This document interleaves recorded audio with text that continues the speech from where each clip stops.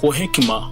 Kupata heshima, bonyeza *811 *759 *811 *759 After 18 months of intense construction, Africa's grandest expressway, the Nairobi Expressway, is finally open to the public, albeit on a pilot basis. This road is fast becoming a model of public-private partnership here in Africa. But what do we know yet about this expressway since it was opened to the public on the 14th of May 2022? If Thika Road was version 2.0, then this is version 2.1. So we have gone to a higher level of delivering roads. And that's really will be the legacy that we should remember President Kenyatta, that he showed us that it's possible to do more by encompassing the capacity, the will, and the resources of broader team of stakeholders. This week on Inside Government, we are talking about the Nairobi Expressway, and we are talking to the chairman of Kenya National Highways Authority, Engineer Wangai Diwan. Watch the program right here on KBC Channel 1.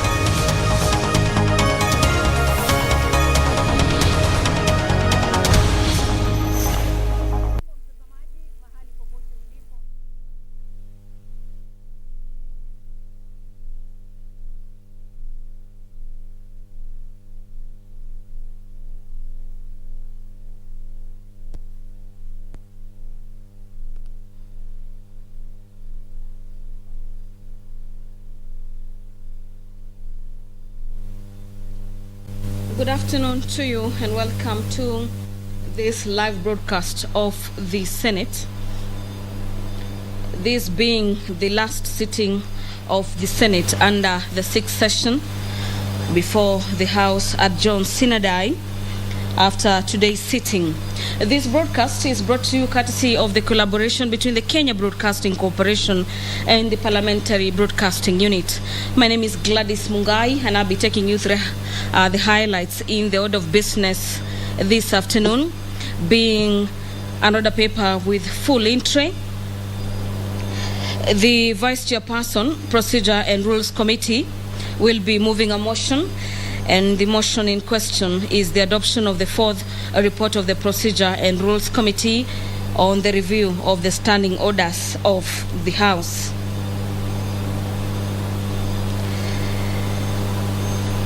Section 2 of that particular motion orders are the amendments to the standing orders as contained in the report come into the effect at the commencement of the 13th Parliament.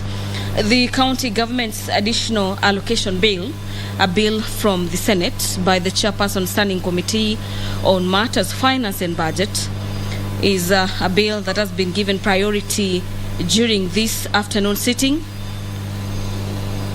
Similarly, the Child and the Children Bill, this being a bill from the National Assembly, Bill number 38 of the year 2021, is a bill at the second stage, and after completion of the allocated time for debate, senators are going to proceed into division, where they'll vote on the proposals in the Children Bill. The Chairperson Standing Committee on Matters Finance and Budget will be moving a motion on the adoption of the report of the Standing Committee on Matters Finance and Budget on the county government's additional allocation cash disbursement schedule, and this is for the financial year 2021-2022. Remember, a total of 34 county governments are set to receive 6.9 billion shillings, and this is 15 days to the end of this financial year. The approval of the revised debt ceiling for the national government is a motion by the Chairperson Sessional Committee on Delegated Legislation, and senators will be considering that as well. The debate on this particular motion has been concluded, and what remains is the approval or disapproval of the Senate on the same. The adoption of the reports of the Sessional Committee on the County Public Accounts and Investment Committee on the consideration of the reports by the Auditor General on the financial statements, and this pertains to various county executives and county assemblies for the financial year 2018 and 2019 and 2019-2020 is a motion by the Chairperson, Sessional Committee on the County Public Accounts and Investment Committee.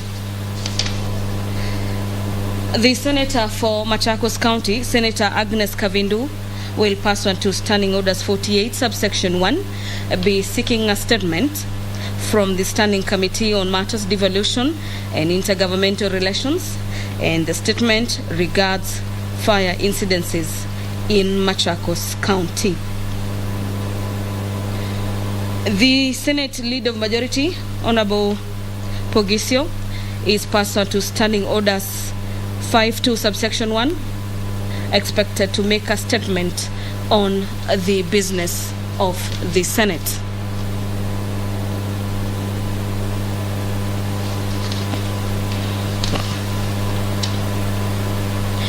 After completion of consideration of a couple of motions, the House will then move into the Committee of the Whole, where a couple of bills are set for consideration under this category. And to just highlight some of the bills that will be considered under the Committee of the Whole is the Intergovernmental Relations Amendment Bill. It is a bill originating from the Senate, Bill number 37 of the year 2021. And this particular bill is by the Chairperson, Standing Committee on Matters Devolution and Intergovernmental Relations. The House will also be resuming debate on the Law of Succession Amendment Bill, this being a bill by nominated Senator Abshiro Halake, Bill number 15 of the year 2021. The Preservation of Human Dignity and Enforcement of Economic and Social Rights Bill, Bill number 21 of the year 2021, is a bill set for consideration under the Committee of the Whole, and so is the Lifestyle Audit Bill, Senate Bill number 36 of the year 2021. And the Lifestyle Audit Bill is courtesy of nominated Senator Farhia Haji. Senators will be resuming debate as well on the Special Needs Education Bill. This is Bill number 44 of the year 2021, and this particular bill is by Senators Dr. Gertrude Musuruve and Senator Professor Margaret Kamar. The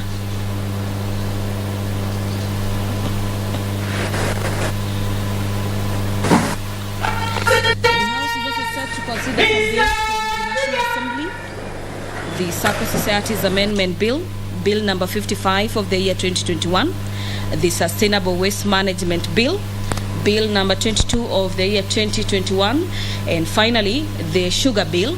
This is Bill number 68 of the year 2019 that will be done by the Senate Leader of Majority Party. The Speaker of the Senate, Honorable Ken Lusaka, is in the chamber this afternoon. I'm now handing you over for the live broadcast. Enjoy your viewing and good afternoon.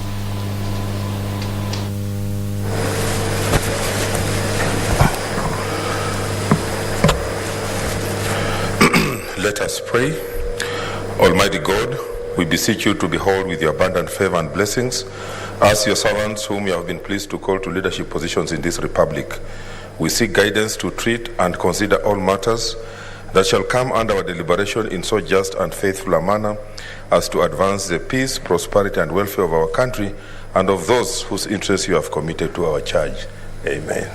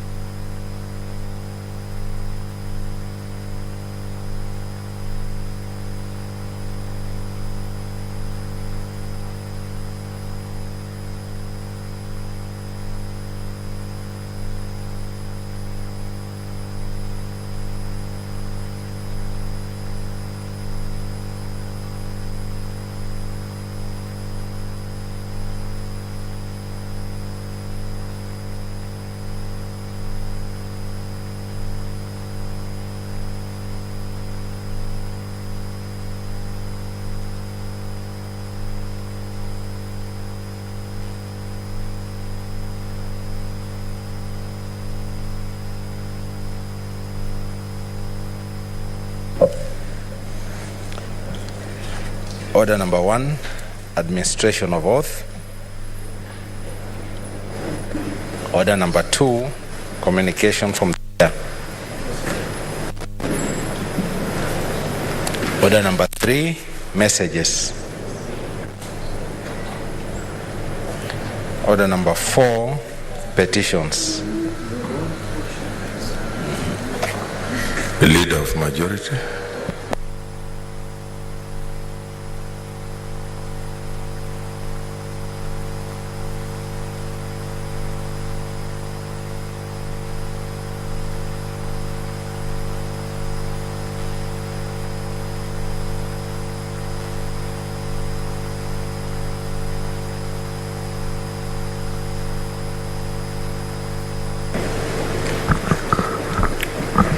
Mr. Speaker, sir, I beg to lay the following petition reports on the table of the Senate today, the 16th of June 2022. 1. Report of Standing Committee on Land, Environment and Natural Resources on a petition by residents of Nkamenyi Village in Voi, sub-county of Taita Taveta County, on the alleged encroachment of land belonging to Nkamenyi residents by Voi Point Limited in Taita Taveta County. 2. Report of the Standing Committee on Land, Environment and Natural Resources on a petition by former Kimondi Forest evictees regarding their resettlement. 3. Report of the Standing Committee on Land, Environment and Natural Resources on a petition by residents of Bomet and Kericho counties on the status of land owned by multinationals in Kericho and Bomet counties. 4. Report of the Standing Committee on Land, Environment and Natural Resources on a petition by residents of Webuye regarding alleged gazettement of Chetambe, Webuye Hill Forest, via legal notice number 106 on the proposed declaration of public forest Chetambe, Webuye Hill Forest, dated 25th June 2021. I thank you.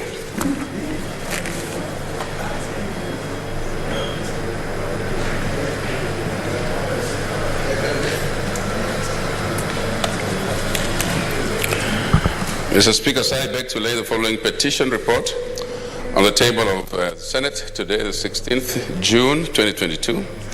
The report of the Standing Committee on Tourism, Trade and Industrialization on a petition by residents of Lamu County concerning the compensation of victims of human-wildlife conflict in Lamu County. Thank you.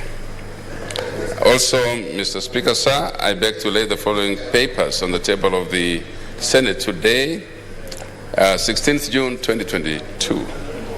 1. Report of the Standing Committee on Finance and Budget on the county government's equitable share cash disbursement schedule for financial year 2022-2023. 2. Report of the Standing Committee on Finance Budget concerning the approval of national government approval for the national government to guarantee Laikipia County government to borrow by issuance of Kenya shillings 1.16 billion infrastructure bond.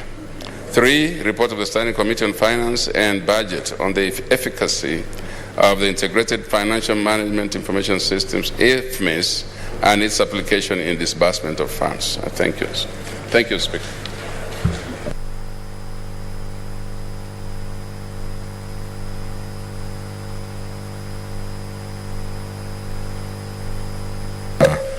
Order number 5, papers.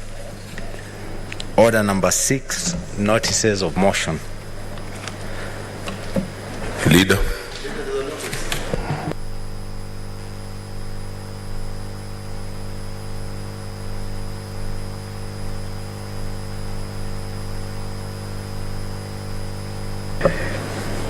Mr. Speaker, sir, I beg to give notice of the following motion.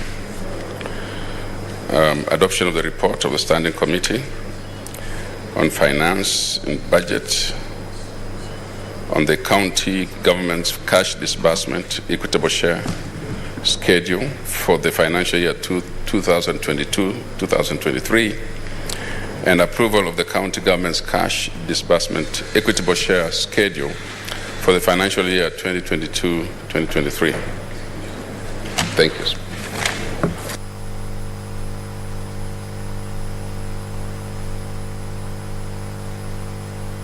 Also, Mr. Speaker, I beg to give notice of the following motion.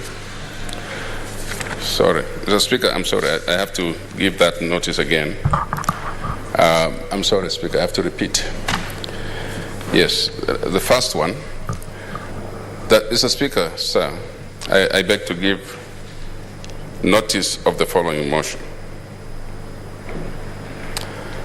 That the Senate adopts the report of the Standing Committee on Finance and Budget on the cash disbursement equitable share schedule for the financial year 2022-2023 laid on the table of the Senate on Thursday, 16th June 2022, and that pursuant to Section 17(7) of the Public Finance Management Act and Standing Orders 183(3), the Senate approves the county government's cash disbursement equitable share schedule for the financial year 2022-2023. Also, Mr. Speaker, I beg to give notice of the following motion, that the Senate adopts a report of the Standing Committee on Finance and Budget on the efficacy of the Integrated Financial Management Information System, IFMIS, and its application in disbursement of funds, laid on the table of the Senate on Thursday, 16th June 2022. Furthermore, Mr. Speaker, I beg to give notice of the following motion, that the Senate adopts a report of the Standing Committee on Finance and Budget concerning the approval of the national government to guarantee Laikipia County government to borrow by issuance of Kenya shillings 1.16 billion infrastructure bond laid on the table of the Senate on Thursday, 16th June 2022, and pursuant to Section 58 of the Public Finance Management Act, approves the request by the Cabinet Secretary for National Treasury to guarantee the county government of Laikipia to borrow 1.16 billion for infrastructure bond. Thank you, Mr. Speaker.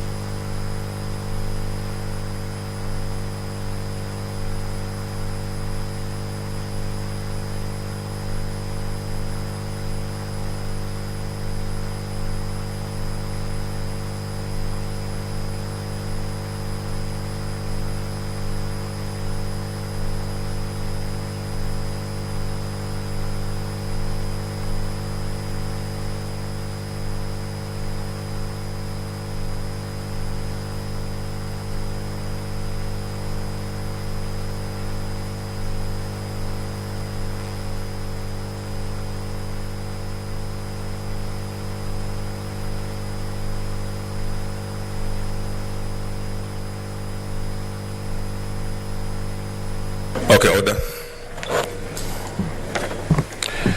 Honorable Senators, I would like to acknowledge the presence in the Speaker's Gallery this afternoon of a delegation from the prison's headquarters who are on an attachment program in the Senate. I request each member of the group to stand when called out so that they may be acknowledged in the usual Senate tradition. They are Ms. Violet Nanjala Wasilwa, Chief Inspector, Head of Delegation; Ms. Alice Ondili, Sergeant; Ms. Emily Ongera, Constable. I would also like to acknowledge the presence in the Speaker's Gallery of Ms. Holo Kazi, a public servant from the United Republic of Tanzania. In our usual tradition of receiving and welcoming visitors to Parliament, I extend a warm welcome to the delegation, and on my own behalf, wish them a fruitful visit. I thank you. Next order.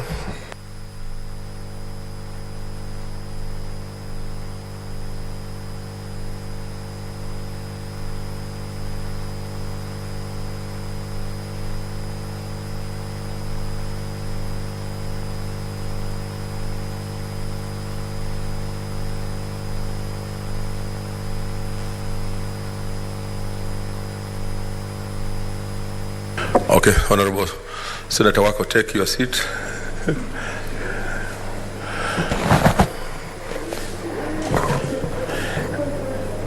Honorable Senators, I have a communication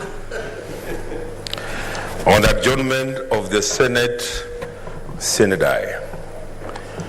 Honorable Senators, today, the 16th day of June 2022, is a historic occasion for this august House. It marks the last day of the ordinary plenary sittings of the Senate in the term of the 12th Parliament. As such, therefore, it is a time to reflect on our time in the Senate, our experiences over the last 5 years, and to ponder on what may come in the 13th Parliament. That is to say, what we envision the next and the future Senate of Kenya to be.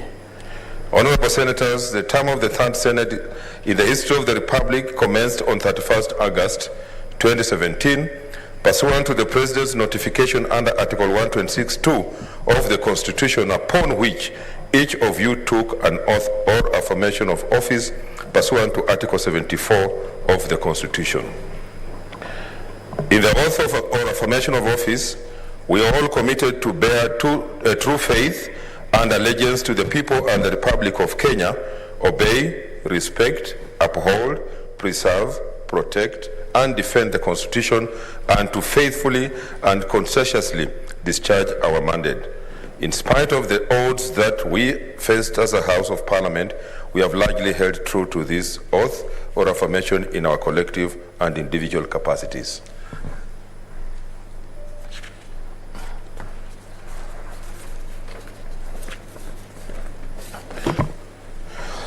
As your Speaker, I have sat on this chair, presided over the sittings of the Senate, and I have no doubt in my mind that you have exemplified true allegiance to the Constitution, guided by our prayer at the start of every sitting, which states that the Almighty God has placed the people's important trusts in our charge, and that it is our duty to protect those trusts. Honorable Senators, we have survived a global pandemic, made history safeguarding the constitutional mandate of the Senate, created a haven for Kenyans from all walks of life to engage with the legislature, and held true to the makings of an effective legislature. As one of the principal responsibilities of our legislature, we considered and passed 19 bills on various issues affecting the country, and more specifically, strengthening the devolved system of government. In addition, we have also considered 403 motions, 103 petitions, and 501 statements touching on various aspects of everyday lives of Kenyans.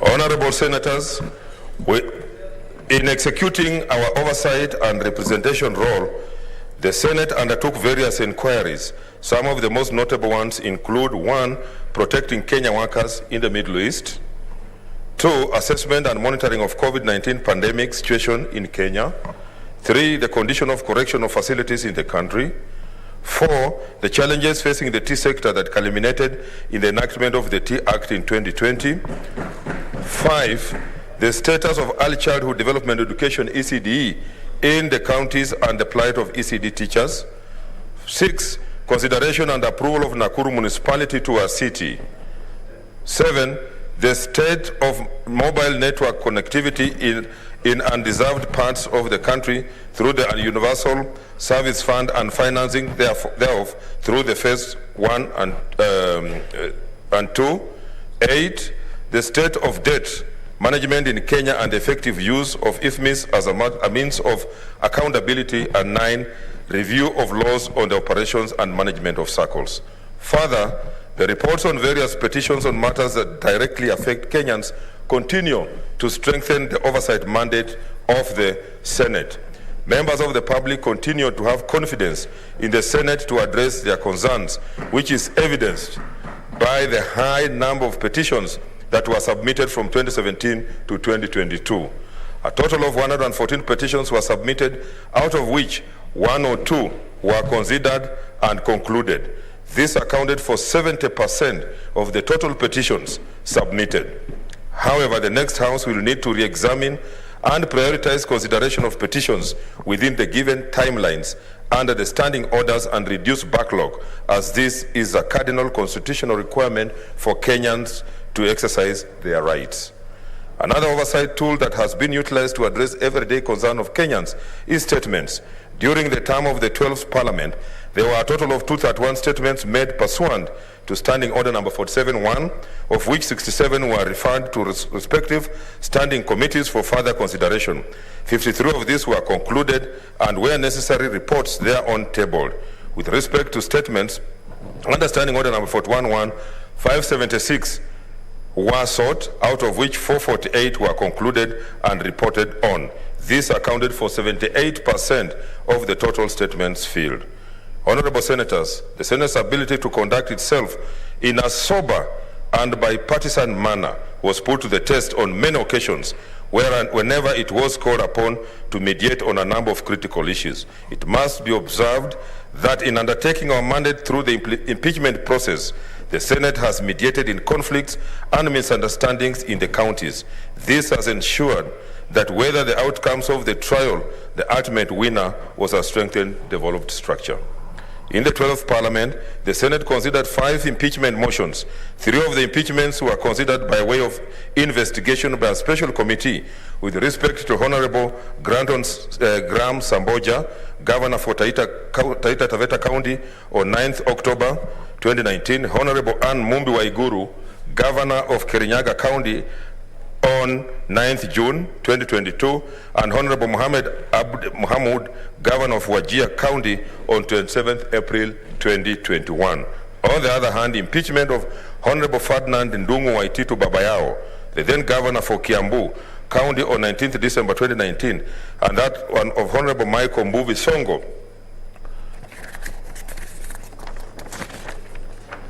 the then Governor for Nairobi City County, on 3rd December 2020, was considered in plenary. One of the key observations from these impeachment processes was that there is need to standardize the procedure applied in considering a motion for the proposed removal of a president, deputy president, county governor, a deputy county governor, a cabinet secretary, or a county executive committee member. The Senate had initiated a legislative framework in this respect through the impeachment procedure bill, which has unfortunately not been finalized. Therefore, I urge the next Parliament to prioritize passage of this framework to assist in facilitating a more effective process. Further, border disputes between counties continue to bedevil local communities. The Senate has held several meetings with the leadership in the various counties to have the issues resolved and for lasting peace. However, whereas Arbitration is considered to be a more efficient process than litigation. A long-term solution is needed, in particular to address the county border disputes. I therefore urge the 13th Parliament to prioritize passage of a legal framework to give effect to Article 188 of the Constitution, in this case, the County Boundaries Bill. Honorable Senators, as one of the arms of government, we pride ourselves in the vision to be a democratic and people-centered parliament. We have held true to this vision through various initiatives that we have implemented during our time here. Of importance to note are the sittings of the Senate outside Nairobi, or Senate Mashinani, as it was commonly referred to. In September 2018, the Senate held its plenary and committee meetings in Uasin Gishu County, while in September 2019, the Senate held these meetings in Kitui County. The enormous impact and transformational promise that the Senate Mashinani portends cannot be gainsaid. In 2018, for instance, the Senate was able to directly engage with farmers in the broad baskets of the county, Bungoma, Uasin Gishu, Kakamega, Trans Nzoia, Nandi counties, to address the perennial maize crisis. Further, the matter of returns for tea farmers was also addressed.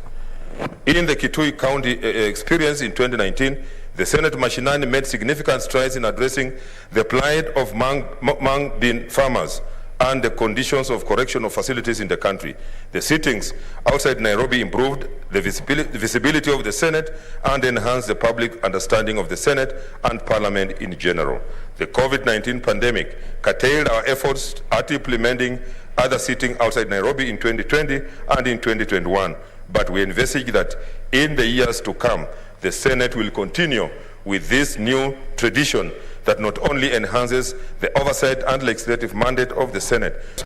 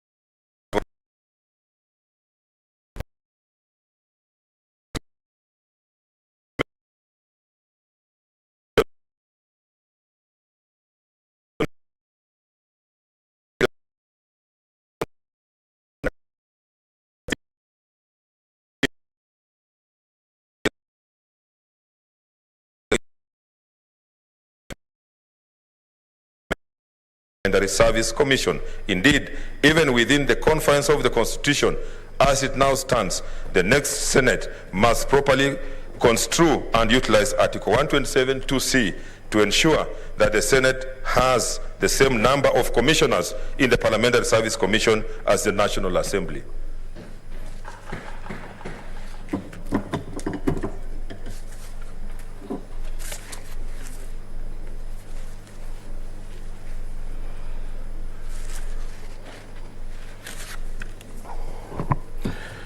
Another challenge that has frustrated the oversight function of the Senate is the realization of the Senate Oversight Fund that has remained a mirage.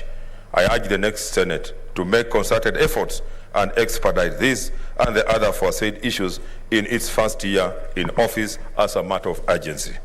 Honorable Senators, amidst the successes and the challenges that we had over the past 5 years, we also experienced low moments where we lost colleagues.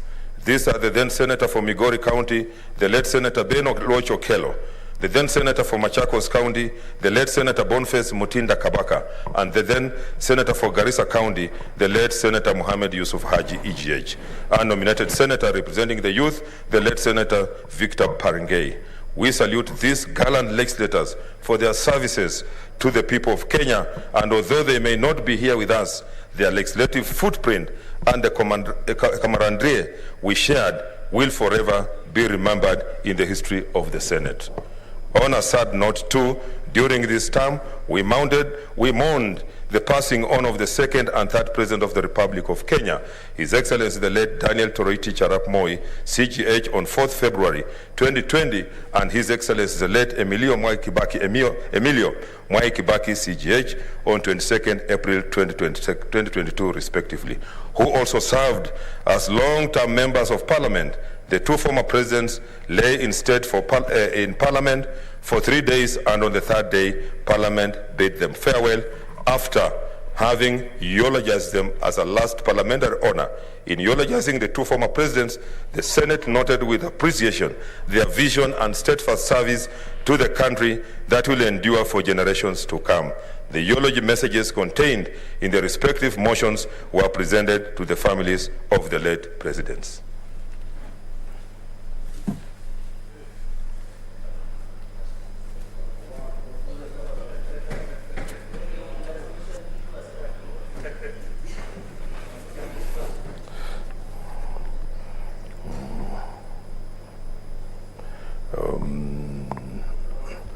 Honorable Senators, as the Senate proceeds to adjourn Synodi later this afternoon, let me give some guidance with respect to a number of matters.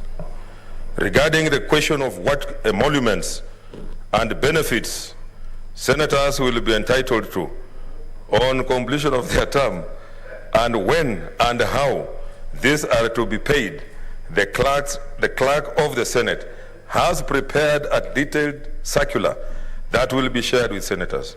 The circular also addresses matters of office space, handover of assets, as well as the expected transitions of staff serving at Parliament and county offices. On the question of what business may be transacted by the Senate and its committees once the Senate adjourns Synodi, the position is that the House and its committees will cease transacting any business save for consideration of very urgent and important national issues for which a special sitting of the Senate may be called pursuant to Standing Order number 30.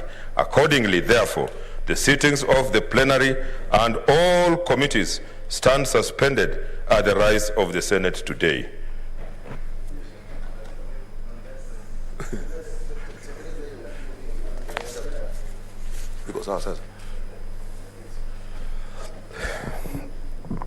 Honorable Senators, at a personal level, it was an honor to serve you as your Speaker, and a pleasure and privilege to work with each and every one of you. My interactions with you here in the chamber, within the precincts of Parliament, and at various localities are what have kept me, inspired me, and kept me going even when times were tough. Every day I have learned from you, and you made me a better speaker. a better leader, and more importantly, a better human being, and that I will never take for granted. I cannot forget the immense support I received from the leadership of the Senate majority and minority leaders, and their whips, who helped to navigate the tumultuous times we faced and whip quorums to expedite legislative business. The Speaker's panel, who held brief for me when other exigencies of work called for my absence. Members of the Senate Business Committee and chairpersons of the respective committees and various ad hoc committees that we formed from time to time, who worked tirelessly to ensure that we prioritized business in the House and kept us abreast in debating and addressing emerging issues facing Wanjiku. You stood firm in the face of adversity and for what you believe in, even in the face of opposition. For that, I commend you.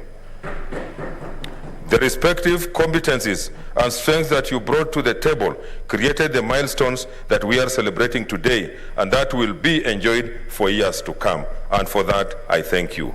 It is my sincere hope that when my time as a speaker is put under the microscope, I will be remembered and judged as a speaker who respected and upheld the rule of law, a speaker who nurtured the culture of constitutionalism, and a speaker who was a protector and defender of the Constitution and the mandate and role of the Senate. Honorable Senators, allow me also to take this opportunity to give special recognition and to thank staffers of the Senate led by the clerk, Mr. Jeremiah Nyegenye. The professionalism, the commitment, and the invaluable support that they have accorded to the Senate and my office in particular have been outstanding. They have been the wheels that have kept the Senate running, and for that I salute them. For the senators who are vying for various leadership positions, I wish you the very best. For those taking a break from politics, I wish you good tidings in your endeavors. It is my hope that wherever we go, we continue to be steadfast in safeguarding devolution and being the voice of Wanjiku. Finally, in my line of duty on this chair and in this position, I may have dealt with you in an unfair way. I want to ask for your pardon, even as I also state that I have pardoned those who crossed me. I hope that when we meet after today, we will hold on the good memories, even as we learn from the unpleasantries. God bless you all. God bless Kenya. I thank you.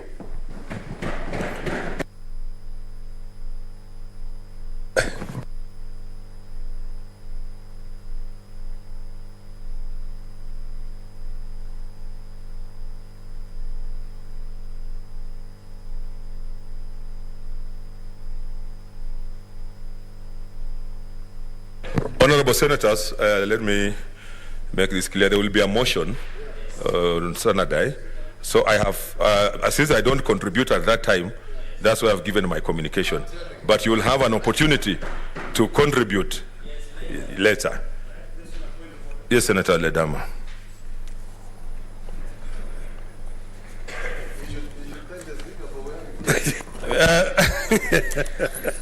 Mr. Speaker, I may kindly request that you allow me to make my submissions because I have an appointment with the Tanzanian embassy because of the crisis that is facing my community.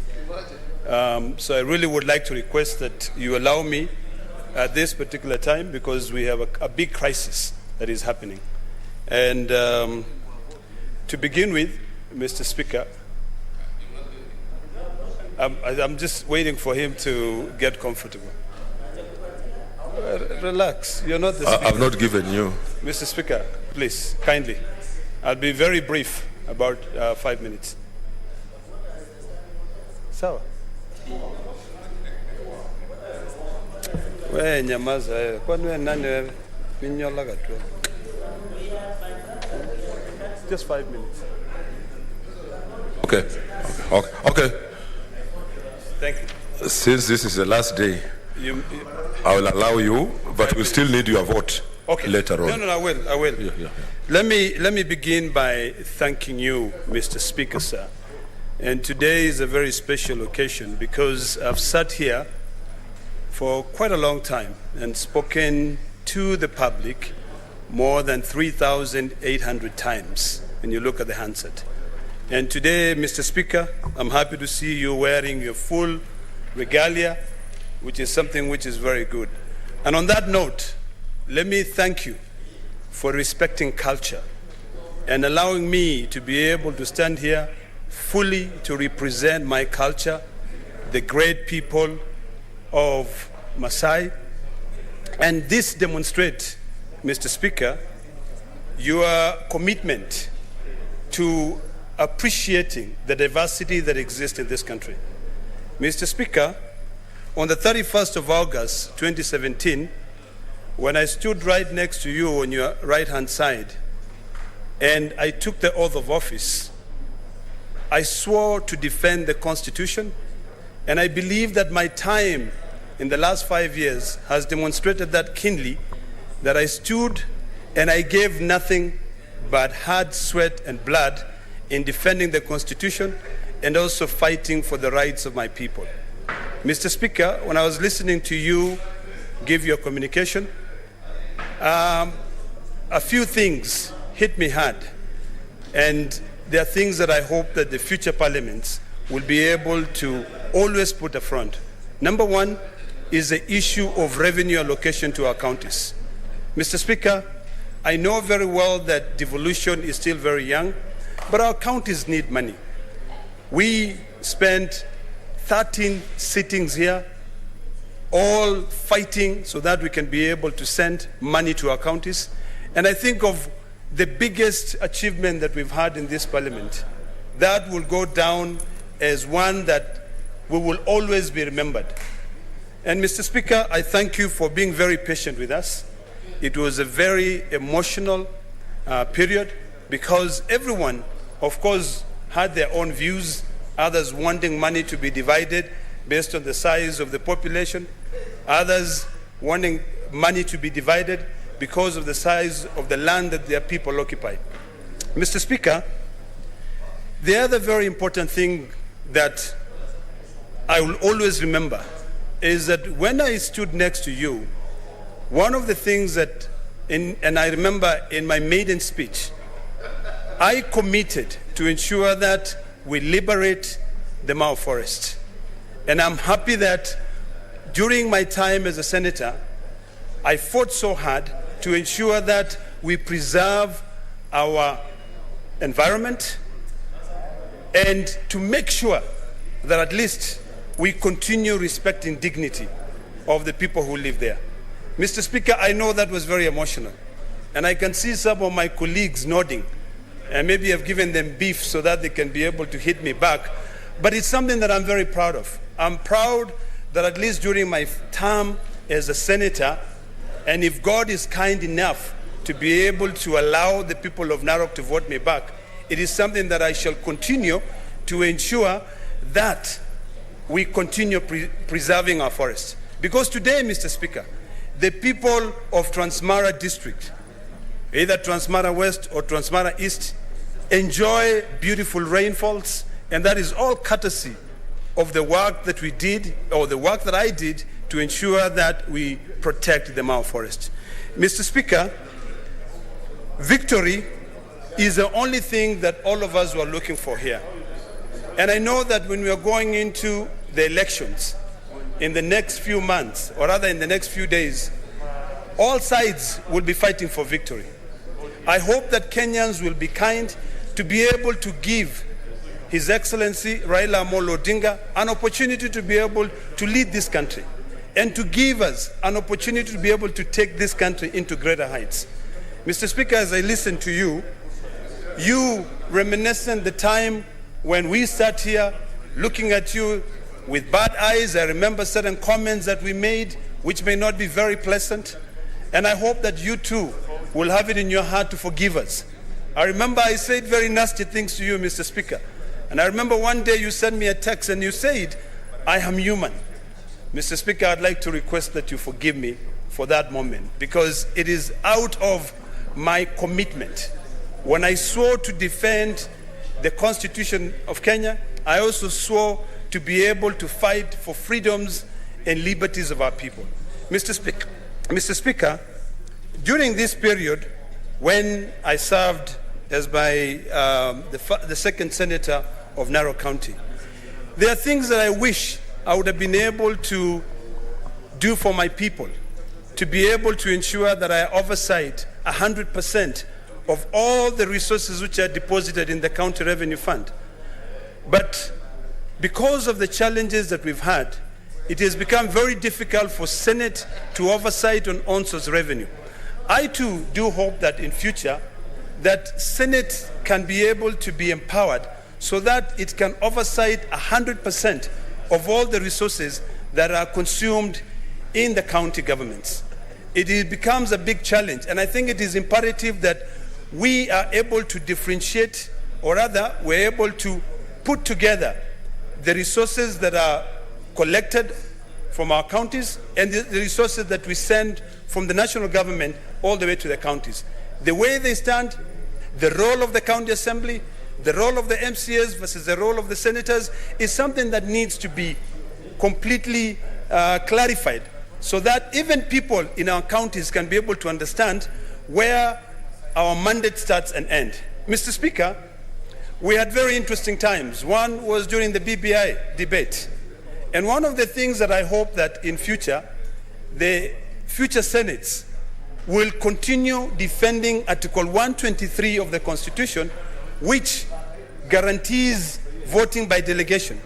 Because when you just allow everyone to vote, sometimes it loses meaning, because this is indeed the House of Union. It doesn't matter whether you have 1 million voters or you have a maximum of 70,000 voters or 100,000 voters like the county of Lamu. So, Mr. Speaker, to end, I want to say this. I served my term as a senator of Narok County.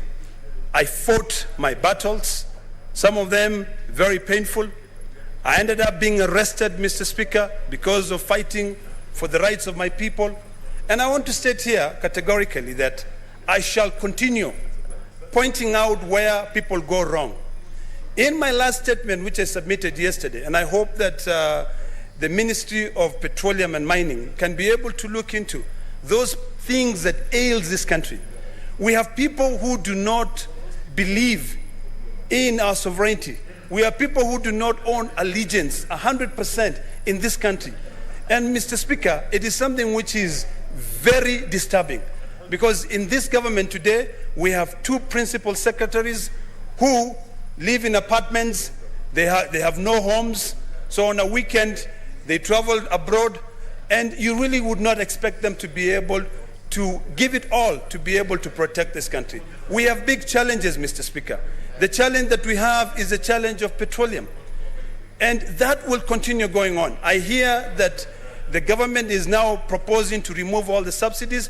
That will make it very difficult for Kenyans to continue living. If today a price of fuel, a litre of petroleum is 160 shillings, when you do away with the subsidies, you will not be opening the market for more players, Mr. Speaker, but you will be making it very difficult for Kenyans to be able to live. You'll be paying about 200 or 300 shillings per litre for fuel.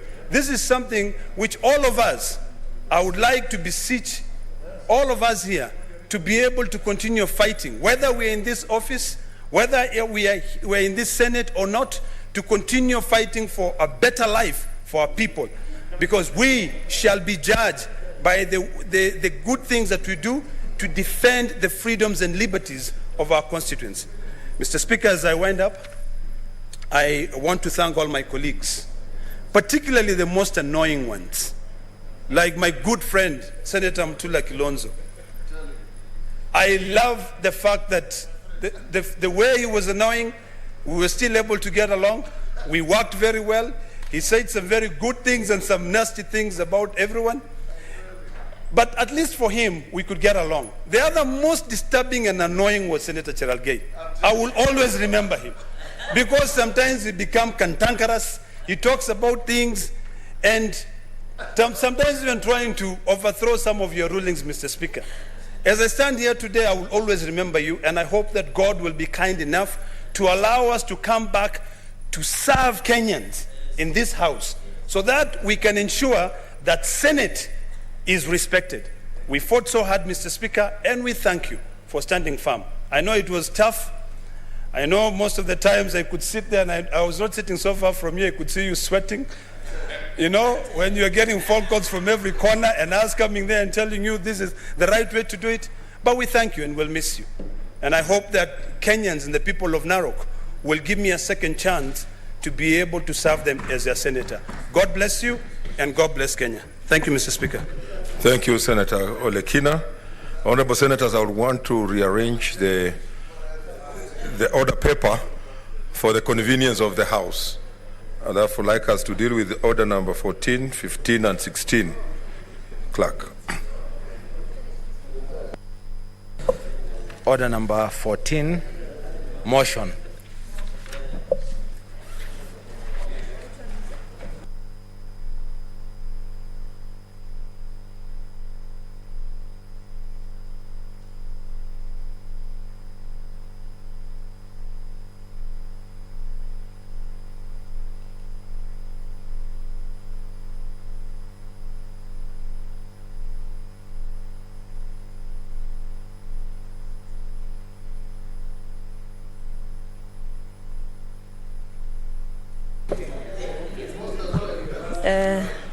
Honorable Speaker, I beg to move that the Senate adopts the report of Standing Committee on Finance on the cash disbursement schedule, equitable share schedule for June 2022, and pursuant to Section 17, subsection 7 of the Public Finance Management Act and Standing Order 183.3, the Senate approves the county government cash disbursement equitable share schedule for the financial year 2022-2023. I thank you, sir. I thank you, sir. Okay. Move.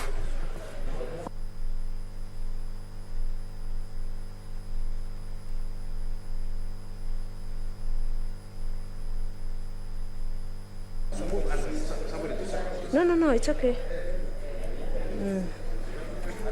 Mr. Speaker. Okay, can you move?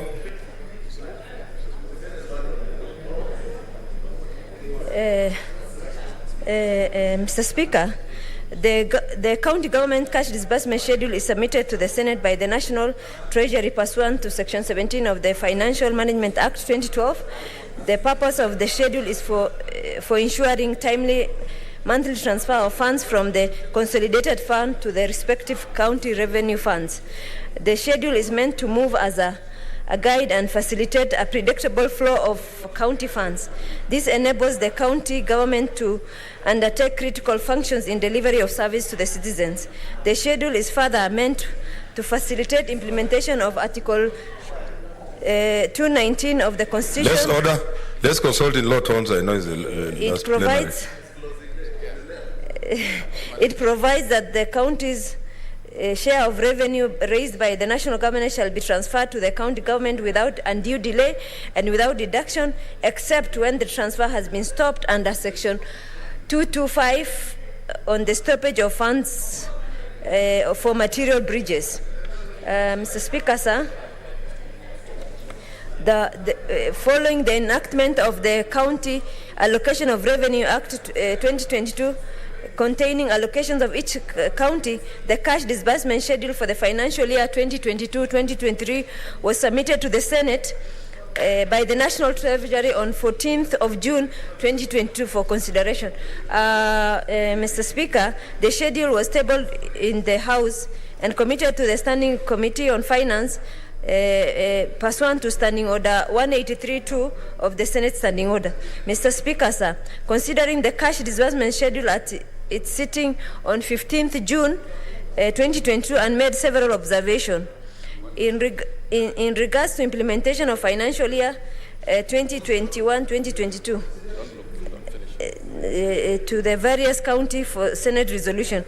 This is a major risk factor to county financing program, including payments of salaries and other commitments. Mr. Speaker, I beg to move and request Senator Mutula to second. Thank you.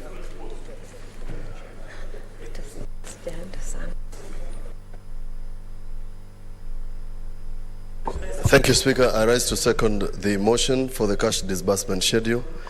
Mr. Speaker, and also because I've heard from my colleagues, this schedule, for the avoidance of doubt, this schedule will only be available after the elections. So this money will not be accessible to the current governors for those who have doubt.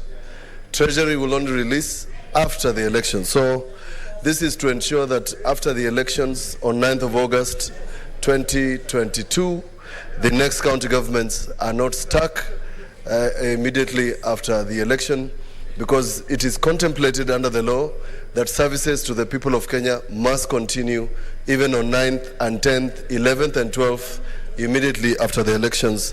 I beg to support and second. Thank you, Mr. Speaker. Order, senators. I'm on my feet. Order, senators.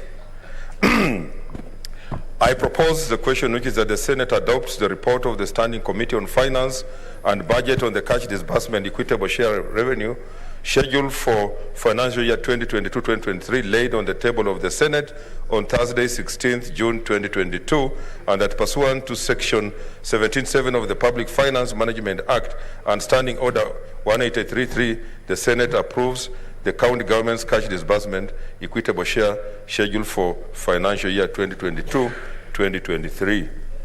Since I don't see any interest, we defer the mover to reply. Huh?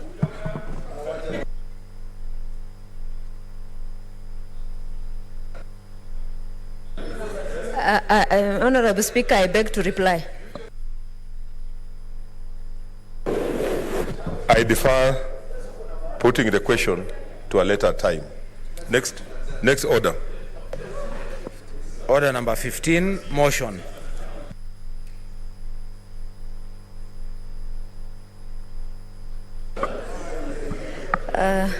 Honorable Speaker, I beg to move that the Senate adopts the report of Standing Committee on Finance and Budget on the efficacy of Integrated Financial Management System, Information System, IFMIS, and its application in disbursement of funds and laid on the table of the Senate. Mr. Speaker, on this matter, Finance Committee had so many sittings, had a lot of stories from a lot of stakeholders, Mr. Speaker, and we did a lot of work. And part of the people we engaged are National Treasury and Planning, Office of the Auditor General, the Governor of Central Bank, the Office of the Controller of Budget, the Council of Governors, the Institute of Certified Public Accountants of Kenya, and Mr. Speaker, it came out that there is a lot of potential within IFMIS system which are not being used right now. Mr. Speaker, part of those ability of the IFMIS is ability to do accrual basis of accounting. It is able to do electronic, procurement. It's able to do cash registers. It's able to do financial, human resource management and linkages between expenditure and being able to bring to close the pending bills being in the system with a lot of visibility. And there is a lot of work needs to be done by the National Treasury. And if that work is done, Mr. Speaker, I think the financial management of this country will be a notch higher, Mr. Speaker. And as I conclude, the Central Bank and the Office of the Controller Budget, the Auditor General, the Council of Governors and other Institute of Certified for the consideration and contribution during, for the preparation of the report. Further, the committee appreciates the Speaker, the Clerk of the Senate, the Secretariat, and the committee for continued steadfast support extended during the consideration of IFMIS. I therefore urge the House to approve the report on the efficacy of IFMIS and its application in disbursement of funds. I thank you, Mr. Speaker, and I request Senator Mutula again to second. I thank you.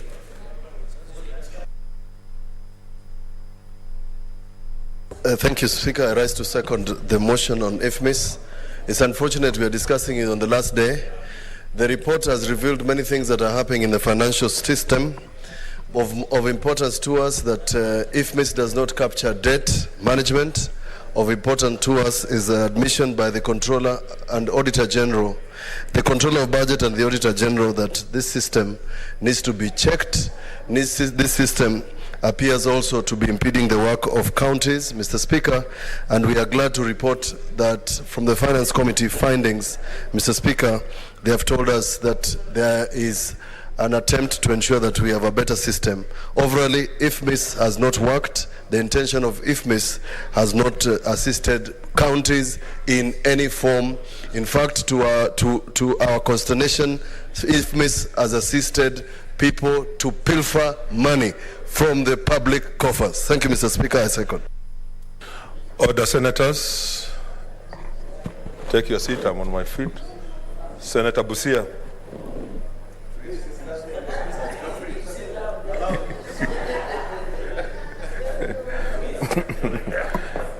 Honorable Senators, I propose the question, which is that the Senate adopts the report of the Standing Committee on Finance and Budget on the efficacy of the Integrated Financial Management Information System, IFMIS, and its application and disbursement of funds laid on the table of the Senate on Thursday, 16th June 2022. I don't see any interest. I call the mover to reply.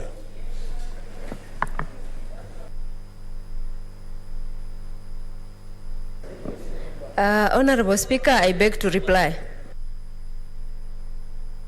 I defer the division to a later time. Next order.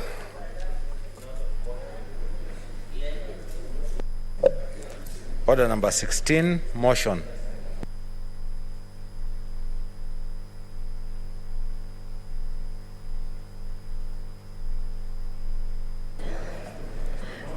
Honorable Speaker, I beg to move that Senate adopts the report of the Standing Committee on Finance and Budget concerning the approval of national government to guarantee Laikipia County government to borrow by issuance of 1.16 billion infrastructure bond laid on the table of the Senate on Thursday, 16th June 2022, and pursuant to Section 58 of the Public Finance Management Act, approves the request of the Cabinet's Secretary for National Treasury to guarantee county government of Laikipia to borrow 1.16 billion for infrastructure bond.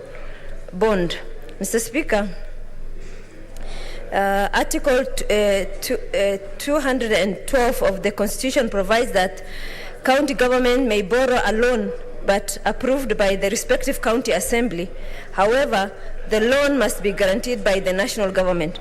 The Public Finance Management Act, PFM 2012, under Section 58, provides that Cabinet Secretary responsible for finance may guarantee a loan of a county government by other borrower on behalf of the national government. Nevertheless, that loan guarantee shall be approved by Parliament. Mr. Speaker, Laikipia County government submitted a request to the National Treasury for a guarantee of issue of 1.16 billion infrastructure bond. An infrastructure bond is a type of long-term borrowing that the government uses to raise money for infrastructure development by selling bonds to investors and repay the money with interest. Mr. Speaker, sir, the main objective of Laikipia infrastructure bond is to implement projects that involve provision of water for production, improvement of business environment by upgrading markets and town infrastructure. These capital investments involve upgrading of 10 towns and marketplaces. This will lead to improvement of access, security, drainage, and waste disposal system, and expanding 2 dams to provide adequate water for commercial and domestic use. Mr. Speaker, Section 58, subsection 2 provides that the conditions under which a guarantee for such borrowing loans may be guaranteed. Some of these conditions include a loan for a capital project, a borrower is capable of repaying the loan and paying any interest or other amount in respect of it. In the case of the private borrower, there is sufficient security for the loan. The financial position of the borrower over the medium term is likely to be satisfactory. The term of guarantee comply with fiscal responsibility principles and financial objects of the national government. The Cabinet Secretary takes to account the equity between the national government interest and the county government interest so as to ensure fairness. The borrower complies with the conditions imposed by Cabinet Secretary in accordance with the regulation. The Cabinet Secretary takes into account the recommendation of Intergovernmental Budget and Economic Council in respect of any guarantee by the government. Mr. Speaker, the Cabinet Secretary in the National Treasury and Planning on 9 February 2021 published guidelines on borrowing by county government, and these guidelines provide the conditions for guarantee, the criteria for issuing guarantees by county government, and procedure for submission of guaranteed requests. Mr. Speaker, sir, on 6 June 2022, the national government, through the Cabinet Secretary and Planning, submitted a request to Parliament seeking approval to guarantee Laikipia County Government to borrow by issuance of 1.16 billion infrastructure bond. The document submitted that the county government of Laikipia followed all laid down procedures and guidelines in applications for a guarantee to borrow the loan. Mr. Speaker, sir, the committee considered the matter and made several observations. That the infrastructure bond is intended to finance improvement in urban infrastructure and water supply in 10 towns and market centers centers accessibility, security, drainage, waste disposal systems, and expanding 2 dams provide adequate water for commercial and domestic use. That the total cost of the project is 1.247 billion, which is more than the bond amount. This therefore indicates that 87 million will be financed from the county budget. The Laikipia County government has accumulated pending bills of amounting to Kenya shillings 720 million as at December 2021. However, further analysis of the financial performance indicate that it has the ability to repay the costs associated with proposed infrastructure bond issue. This is informed by the average annual on-source revenue collection for the county is 500 million. The equitable share for the financial year 2021-2022 is 5.316 billion, and that the request for guarantee for Laikipia County sets the precedence for county government to issue infrastructure bond development and will form a basis for future reference as in form approved for issuance of such bonds. Mr. Speaker, upon consideration, the committee recommends that Senate approves the request by Cabinet Secretary, National Treasury and Planning for national government to guarantee Laikipia County government to borrow by issuance of 1.16 billion infrastructure bond. Mr. Speaker, sir, in conclusion, I thank the committee members for their commitment and expeditious consideration of this matter. I therefore urge the House to consider and approve this committee's report and set precedents to approval of alternative mechanisms which county government may utilize to fund their infrastructure development. Mr. Speaker, I thank you and ask Senator Mutula to second.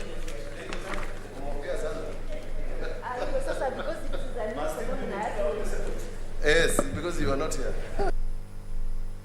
Thank you, Mr. Speaker. I rise to second this motion.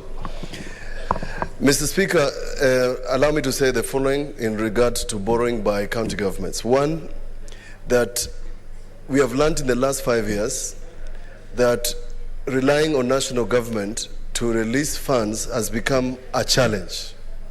Two, national government is borrowing, and the borrowing is affecting counties. 3, county governments are unable to borrow against what would be their income, that is both on-source revenue and national government revenue.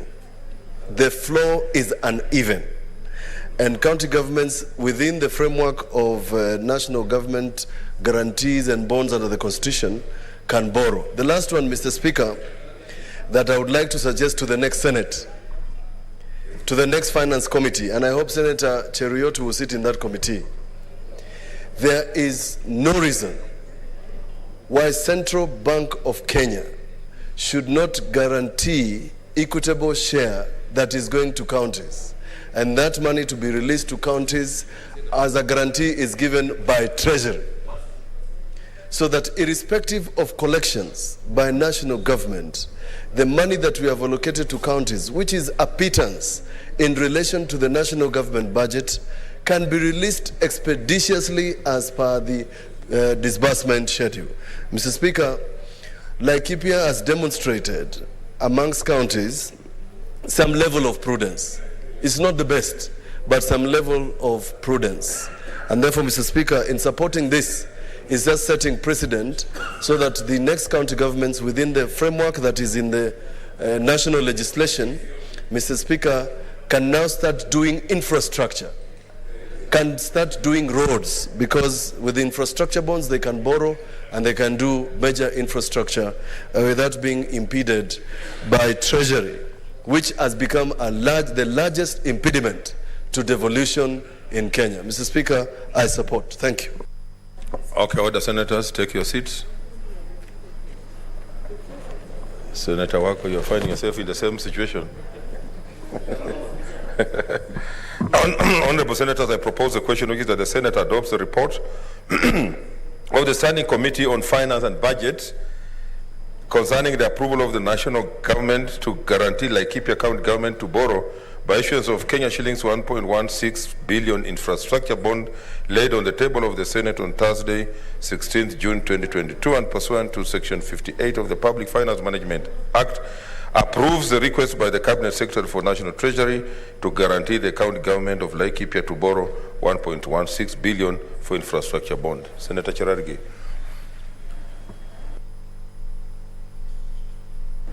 Thank you, Mr. Speaker. So mine will be very brief, only 3 minutes. One, when you look at the report that has been made on this motion, there was no evidence that there was public participation that was conducted to ensure that this acquisition by the people of Laikipia residents, Mr. Speaker, and therefore it was not followed looking at the county fiscal strategy paper. Number two, Mr. Speaker, the reason I oppose this motion is generally there was no socio-economic viability of the projects and the ability to generate cash flow that will be used to pay the debt, Mr. Speaker.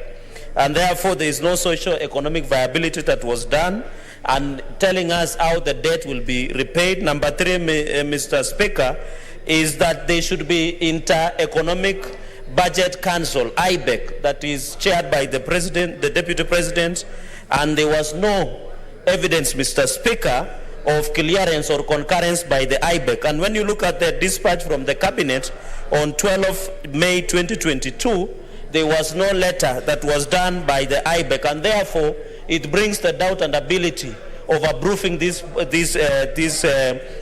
Mr. Speaker, infrastructure bond. Finally, Mr. Speaker, there was no, in accordance with the procedures of Public Finance and Management Act, and Mr. Speaker, we didn't get the writing and undertaking of the CC Finance of Laikipia, because the reading of PMF Act and the Constitution of Kenya, all in terms of finances by the CC or CCM finance of Laikipia County government, Mr. Speaker. So looking at all these factors, Senate should not allow itself to sanitize an illegal process where the current county government of Laikipia undertook. And by the way, Mr. Speaker, out of curiosity, we are not even aware whether the current governor will come back. So this 1.16 billion brings a doubt to the ability and capacity of Laikipia County government, one, to pay. Number two, there were no public participation. Number three, the IBEC did not provide. And finally, Mr. Speaker, I wish to oppose this motion that this approval should not be guaranteed by the Senate of the Republic of Kenya, because we'll become the conduit of an illegality. I thank you, Mr. Speaker, and I oppose. Senator Cheriot.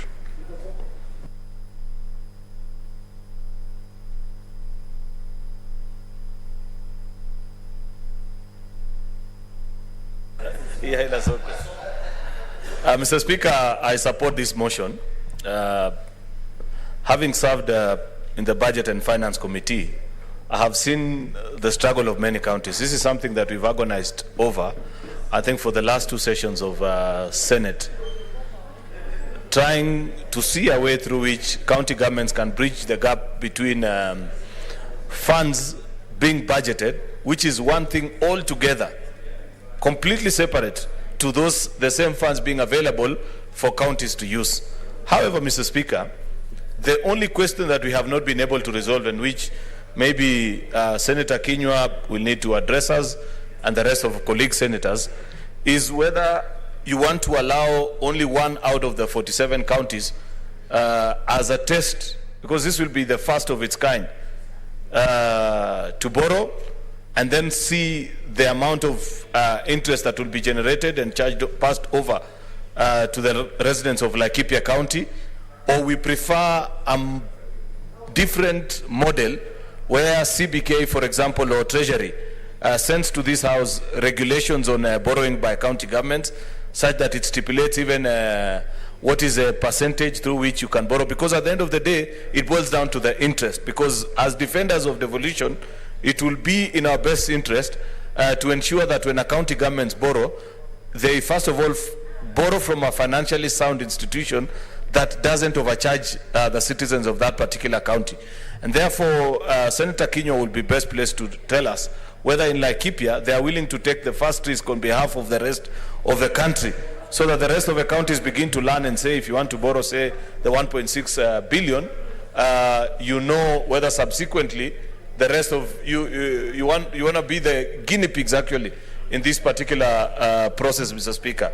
Ideally, the ideal situation which we had envisioned as a committee is that this borrowing will actually be permissible to all the 47 counties, but before it's made public, let the regulations first be tabled before us, so that it's not an open check as it is.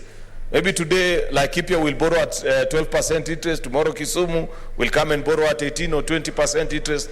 It's a risk which, as a house, a lawmaking house, we must first be able to mitigate before sending it out. But as I say in Swahili, mtoto akililia wembe mpe. So if the people of Laikipia feel comfortable borrowing 1.6 billion at whatever interest, so be it. Who are we to stand in the way? So, Senator Kinyua, you better advise as well, so that we know as we head to the vote. Thank you, Mr. Speaker. Yes, Senator Nderitu. Fine. Oh, he has already spoken to it? Okay. Asante sana Bwana Spika. Nafikiri Kiranja wa wachache tayari anataka kusema nimeongea, hataki niseme jambo. Lakini ukweli wa mambo ni ya kwamba Bwana Spika, huu mkopo ambao unataka kuchukuliwa wa zaidi ya bilioni 1.1, watu wa Laikipia wamesema na wakasema vizuri sana ya kwamba wakati huu hawawezi kujihimidi katika huu mkopo. Jambo lingine ambalo ningependa kusema ni ya kwamba kamati ya fedha ambayo ni ya hapa Seneti hawakufanya utu angalau kuniuliza, angalau aniite ndio kikatiba, ama si kikatiba lakini kawaida vile ambavyo tunavyofanya shughuli zetu katika bunge hii. Mswada ambao unahusisha kaunti fulani huwa wanamuita seneta wa ile sehemu angalau aweze kuchanganua na kuambia mambo mengi kuhusu yale maneno. Bwana Spika, watu wa Laikipia wamesema kinaga ubaga, wamesema vizuri sana. Kukopa si kubaya, lakini kukopa wakati huu wamekataa na hataki, kwa sababu hawakuhusishwa, hawakuulizwa. Kwa Kiingereza wanasema public participation. Hawakuhusishwa, kwa hivyo wamesema vizuri. Ndio kuna shida nyingi Laikipia ambazo tungehitaji fedha, lakini kile ambacho tungependa kujiuliza kwanza, fedha zile ambazo zinatoka katika serikali kuu zaidi ya bilioni 5.2 tumezitumia vipi? ndiposa tuwe wa kuanza kukopa. Kwa hivyo Bwana Spika, mimi nasimama hapa kupinga mswada huu. Nitaupinga leo, kesho na hata milele, kwa sababu sheria haikufuatwa, kwa sababu watu wa Laikipia hawakuhusishwa kikamilifu. Kwa hivyo Bwana Spika, na naomba maseneta wenzangu, wakati tutakapokuwa tukipiga kura, mswada huu tukatae, kwa sababu watu wa Laikipia wako na shida, na wakikopa pesa zikopa wakati huu itakuwa vigumu kwao kulipa kwa sababu ya shida wanazopitia wakati huu. Naomba Senate hii mpinge mjadala huo. Asanteni sana. Thank you so much. I defer the division to a later time. Oh, mover to reply, sorry.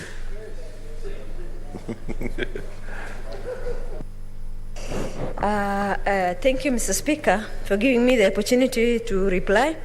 Mr. Speaker, I beg to thank Senator Mutula for seconding, Senator Cherargei, Senator Aaron, Senator Ndiritu for speaking to it.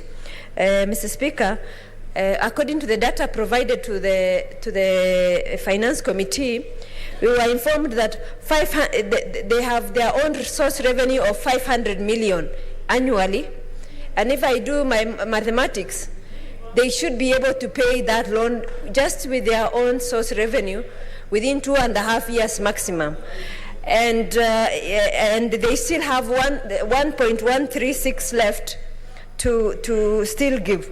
And in terms of the public participation, Mr. Speaker, the County Assembly of Laikipia passed this law, and therefore they approved this. There's a point of order, Senator Nderitu.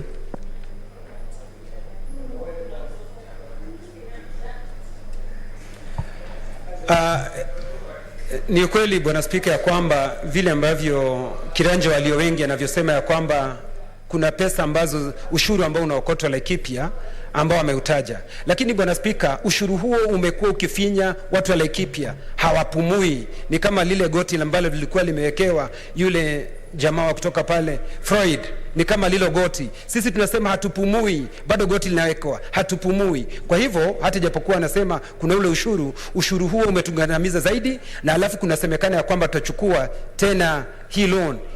Nataka kuhakikishia Bwana Spika, watu wa Laikipia sio kupumua peke yake, lakini sisi tutaweza kuaga dunia. Asante Bwana Spika. Yes, reply.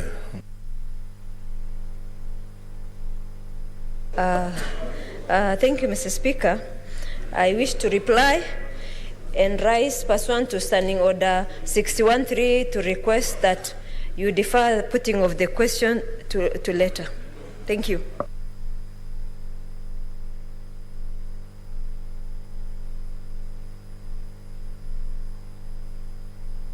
Senator Murkomen. Welcome. I've deferred putting the question to a later time.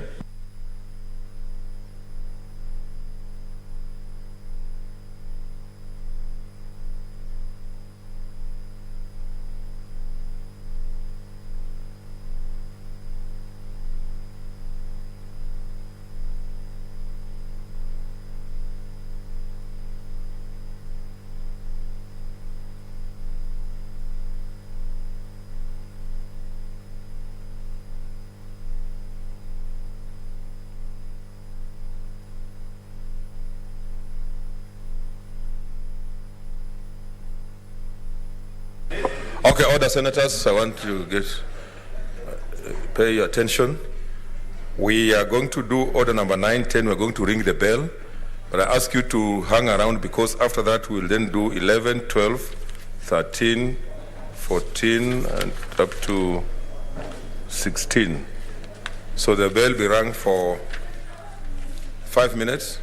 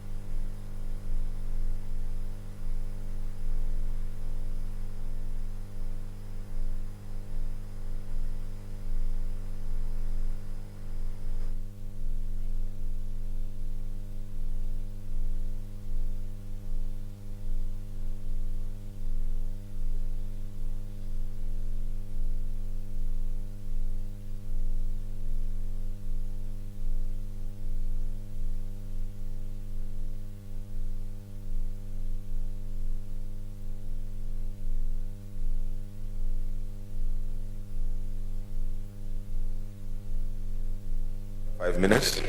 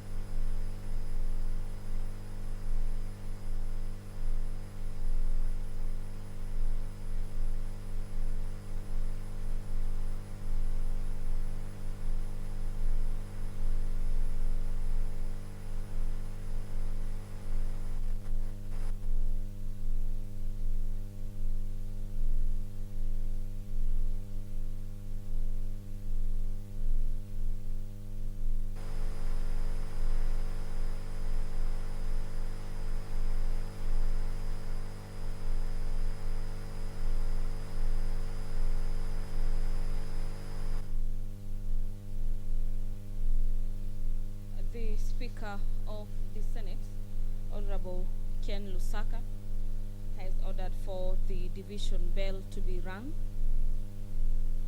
and this is to give members some minutes for deliberations before the House votes on the county government's additional allocation bill, and this is Senate Bill number 2 of the year 2022. This particular bill is by the Chairperson Standing Committee on Matters Finance and Budget.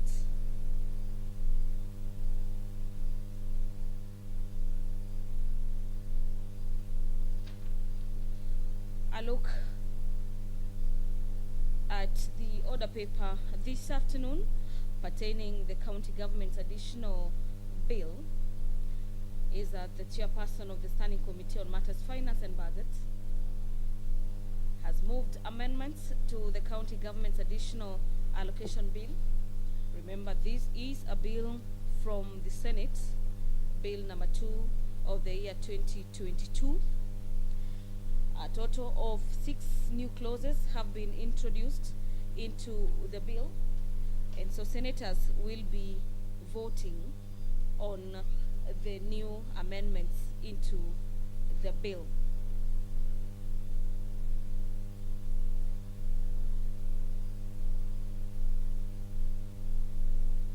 Some of the allocations into various county governments is Baringo County has a total conditional grant of 110 million.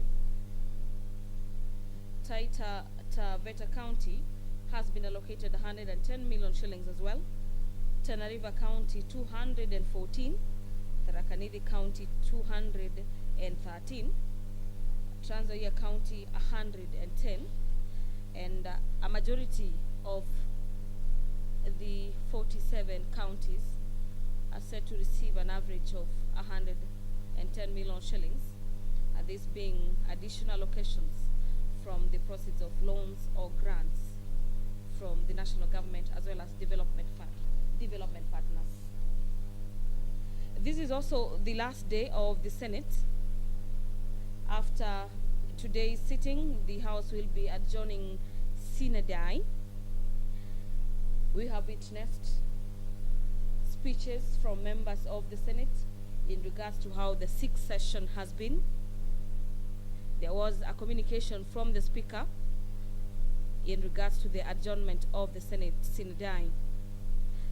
This being the 16th day of June, the year 2022, where the Speaker, Ken Lusaka, highlighted some of the achievements of the Third Senate.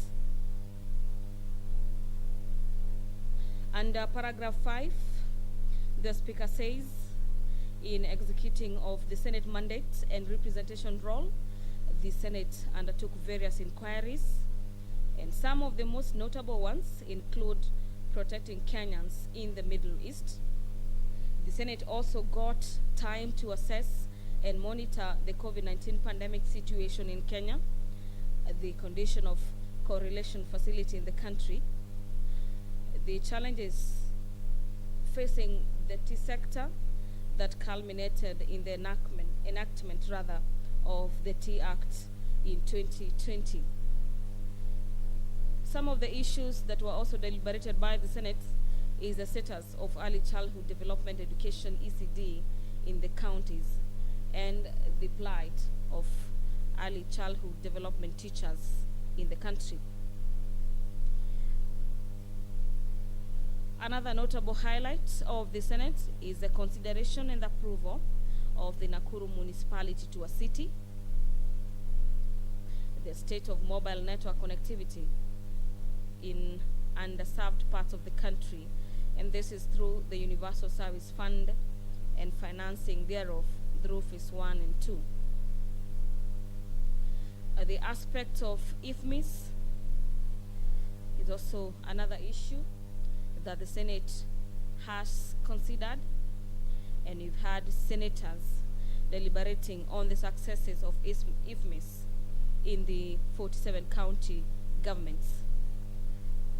Under paragraph 8 on the some of the consideration by the Senate is the state of debt management in Kenya and the effective use of IFMIS as a means of accountability and the review of laws and matters operations and management of SACCOs.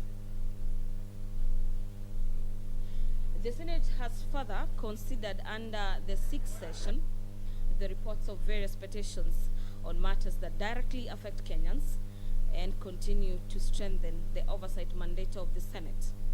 Senators who've spoken so far have called for a clear demarcation of the role of the Senate, and this is in regards to the oversight of the 47 county assembly. And the calls have Okay, order. We want to start. Yes, clerk. I put.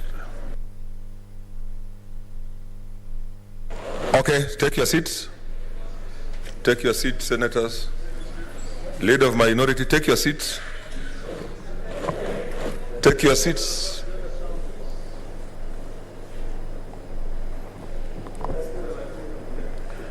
Okay, honorable senators, I now put the question, which is that the county government's additional allocation bill, Senate Bills number 2 of 2022, be read a second time. Serve the tellers.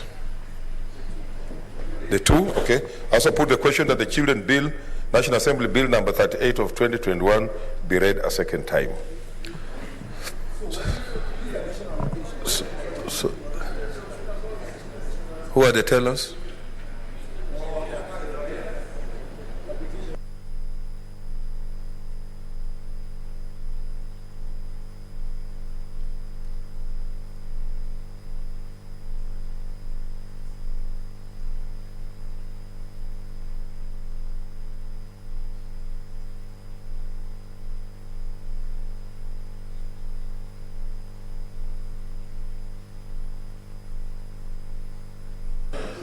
Okay, the voting will be for the 2 bills. That's number 9 and 10. Okay.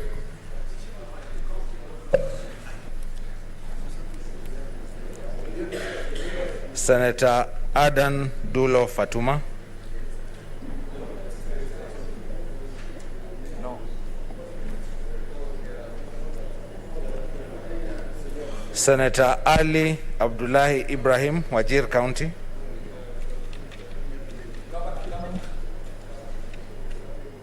Senator Boy Isa Juma, Kwale County.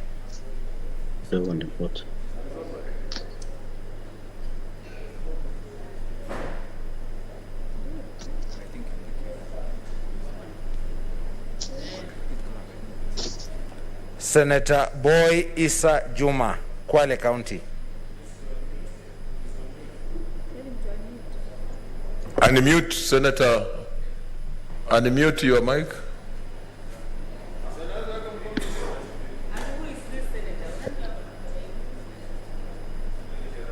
Unmute.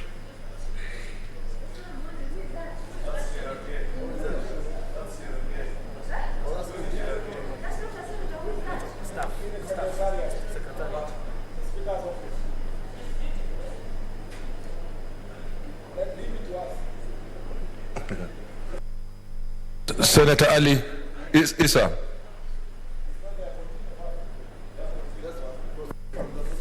Senator Chirarke Samson Kiprotich, Nandi County.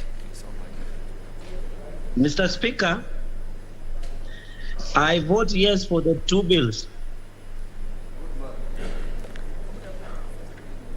Senator Cheriot Aaron Kipkirui, Kericho County.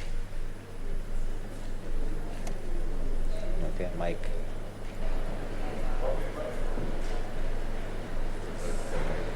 Mr. Speaker, I vote yes for the two bills. Senator Haji Abdul Mohamed, Garissa County.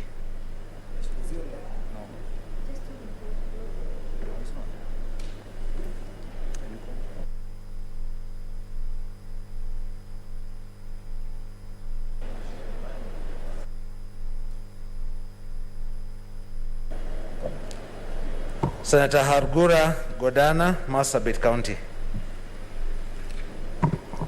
Mr. Speaker, I vote yes for the two bills. Senator Imana Malakai Charles Ekal, Turkana County.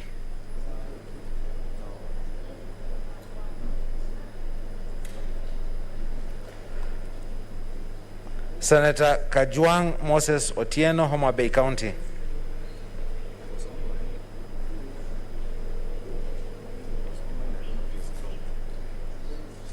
Senator Kajwang Moses Otieno, Homa Bay County.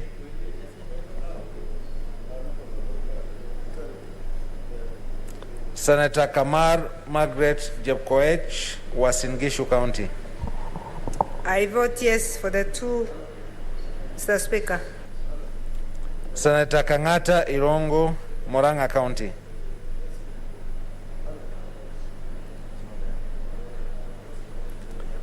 Senator Haniri George, Vihiga County.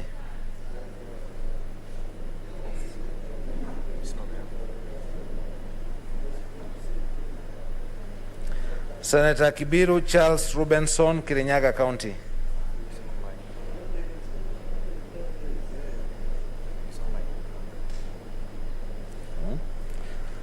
Senator Kibiru Charles Rubenson, Kirinyaga County.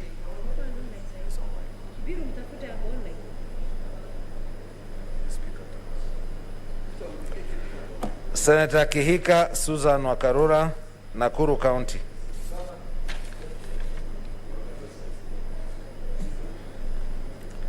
Senator Kimani Wamatangi Paul, Kiambu County.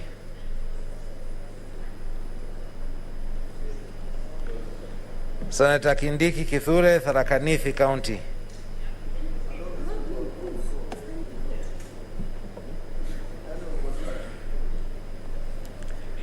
Senator Kirinyaga Ephraim Mwangi Maina, Nyeri County. Senator Langat Christopher Andrew, Bomet County.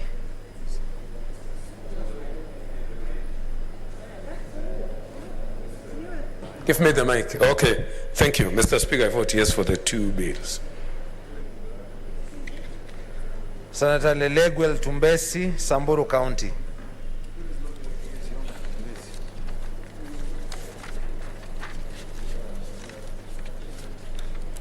Senator Linturi Franklin Mithika, Meru County.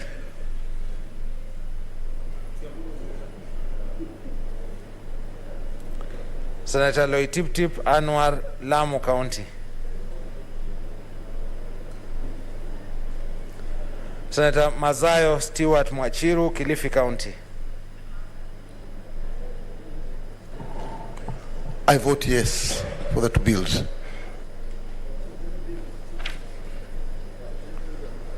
Senator Mahamud Mohamed Maalim, Mandera County. I vote yes for the two bills. Senator Malala Cleophas Wahungu, Kakamega County.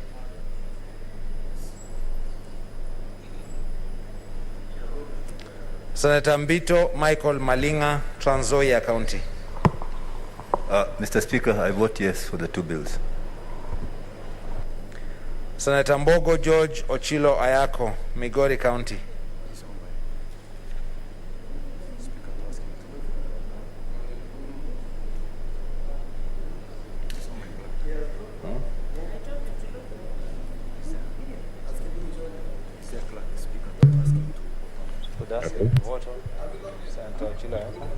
Ochilo Ayako, vote. I vote yes for the two bills. Senator Mogeni Eric Okongo, Nyamira County.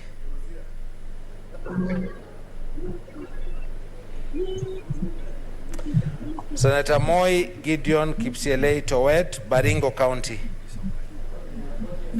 I vote yes for the two. Senator Mpayei Philip Salau, Kajiado County.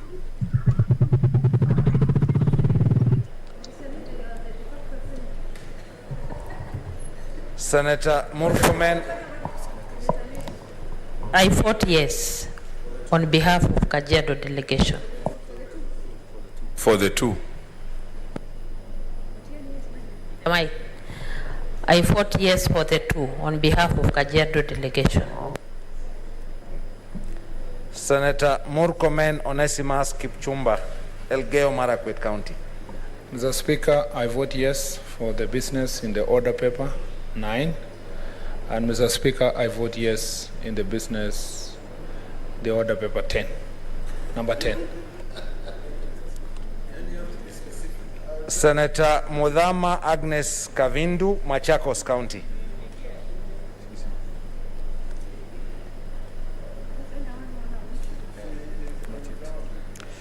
Senator Mutula Kilonzo Jr., Makueni County. I vote yes for the two. Senator Mwaruma John, Senator Mwangi Paul Githiomi, Nyandarua County. Senator Mwaruma Jones Mwashushe, Taita Taveta County. Senator Mwinyihaji Mohamed Faki, Mombasa County. Mr. Speaker, I vote yes for the two bills.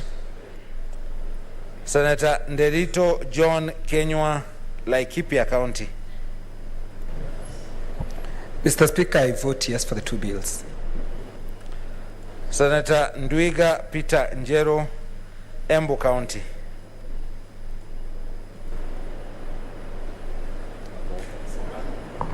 Mr. Speaker, I vote yes for the two.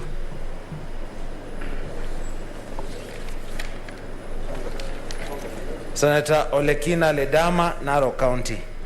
Mr. Speaker, on behalf of Narok County, I vote yes to the children's bill. And on behalf of Narok County, I also vote yes to send additional 583 million shillings to Narok County for roads, hospitals, and agricultural sector. Thank you, Mr. Speaker. Senator Ongeri Samson Kegengo, Kisii County. Mr. Speaker, I vote yes for the two bills.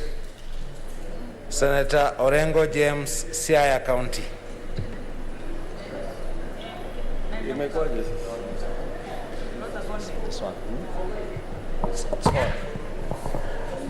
Mr. Speaker, I vote yes for the two bills. Senator Outa Frederick Otieno, Kisumu County. Mr. Speaker, I vote yes on behalf of Kisumu County on the Senator Pogisio Samuel Losuron, West Pokot County. Mr. Speaker, I vote yes for the two. Senator Sakaja Johnson Arthur, Nairobi County.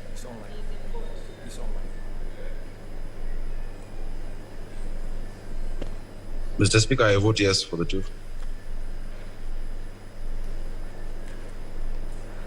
Senator Wako Sitswila Amos, Busia County.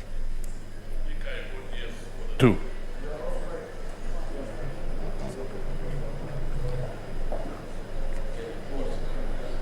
Senator Wambua Enoch Keio, Kitui County.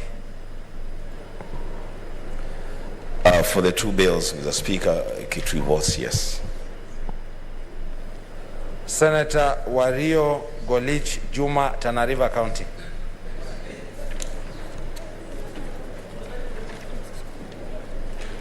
Senator Wetangula Moses Masika, Bungoma County.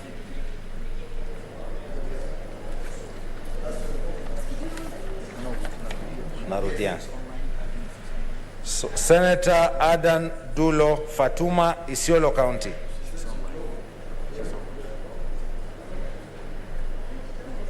Senator Dulo.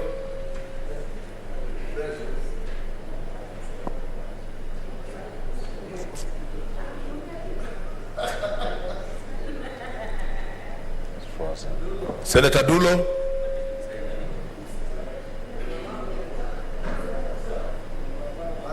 Hello, unmute your mic.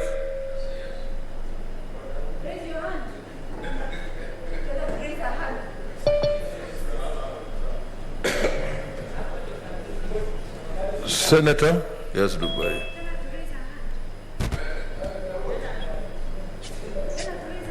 Vote Senator Dulo.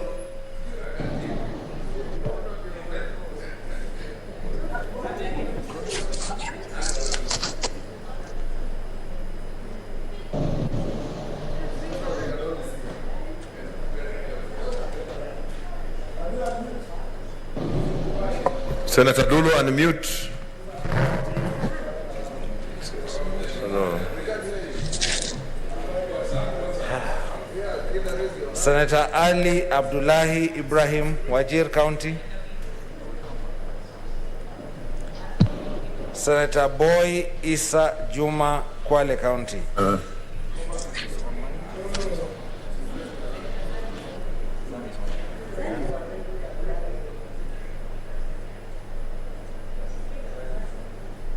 Senator Zani, vote.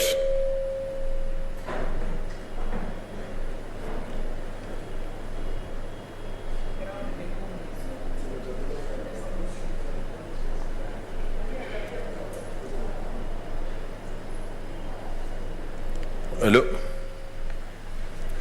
Vote Senator Zani.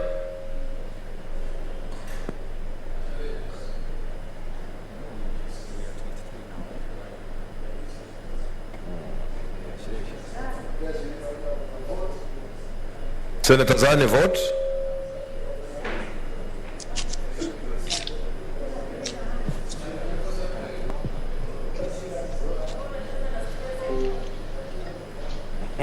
It's left.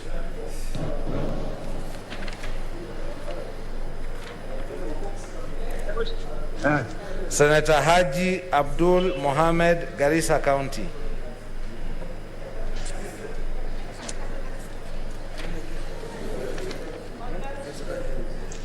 Senator Imana Malakai Charles Sekal, Turkana County. Senator Kajwang Moses Otieno, Homa Bay County.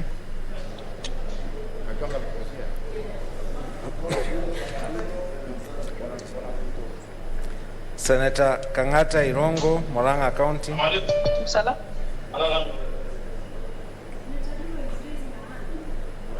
Senator Haniri George, Vihiga County. Senator Kibiru Charles Rubenson, Kirinyaga County.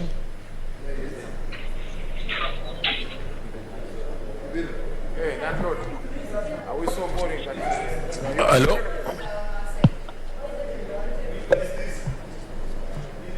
Senator Kibiru Charles Rubenson, Kirinyaga County. Landlord.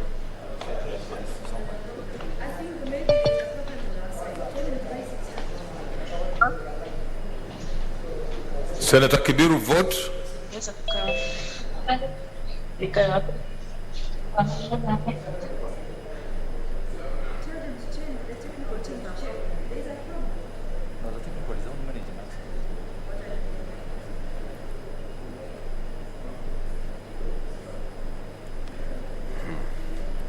Senator Kihika Susan Wakarura, Nakuru County. Senator Kimani Wamatangi Paul, Kiambu County. Senator Kindiki Kithure, Tharaka Nithi County. Senator Kirinyaga Ephraim Mwangi Maina, Nyeri County. Senator Lelegwel Tumbesi, Samburu County. Senator Linturi Franklin Mithika, Meru County. Senator Loitiptip Anwar, Lamu County. Senator Malala Cleophas Wahungu, Kakamega County. Senator Mogeni Eric Okongo, Nyamira County. Senator Mpayei Philip Salau, Kajiado County. Senator Mudhama Agnes Kavindu, Machakos County. Senator Mwangi Paul Githiomi, Nyandarua County.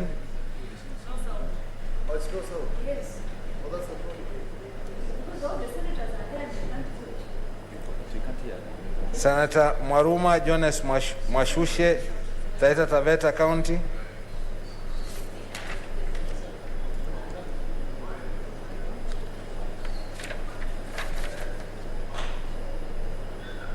Senator Wario Golich Juma, Tana River County. Senator Wetangula Moses Masika, Bungoma County.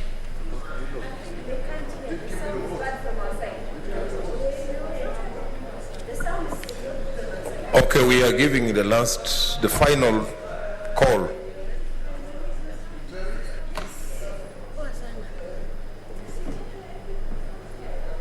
Hello. Hi. Ori. Olimulam. You're not lost.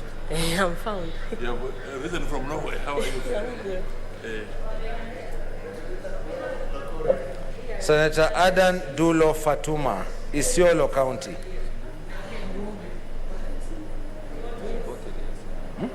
Senator Dulo, vote.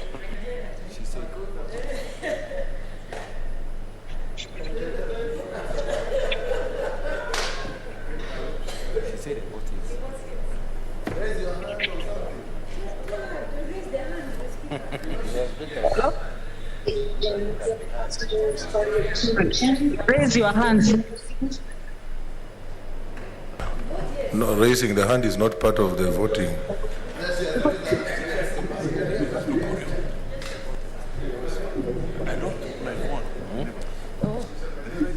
Yes. Clark, are you hearing me? Yes.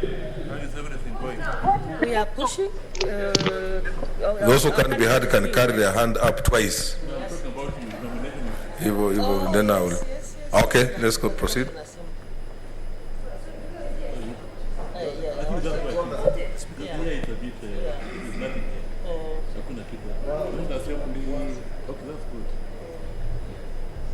So you just pray that we get the numbers. Okay, Senator Dulo, if you can hear us, if you are voting yes, carry your hand up twice. Carry your hand twice if you are voting yes. Senator Dulo. 1. I vote yes. Okay, good. So now we don't need the hand. Senator Ali Abdullahi Ibrahim, Wajir County.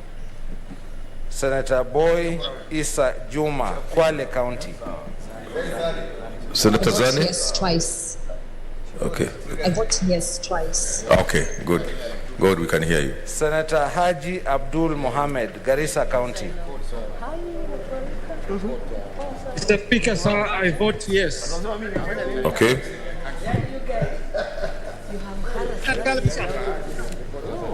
Senator Imana Malakai Charles Ekal, Turkana County. Senator Kajwang Moses Otieno, Homa Bay County. Senator Kangata Irongo, Moranga County. Senator Haniri George, Vihiga County. I vote yes. Who is that? Kajwang, Senator Kajwang. Senator Kajwang, okay. I vote yes to the 2. Number 9. Senator Haniri George, Vihiga County. Senator Kibiru Charles Rubenson, Kirinyaga County.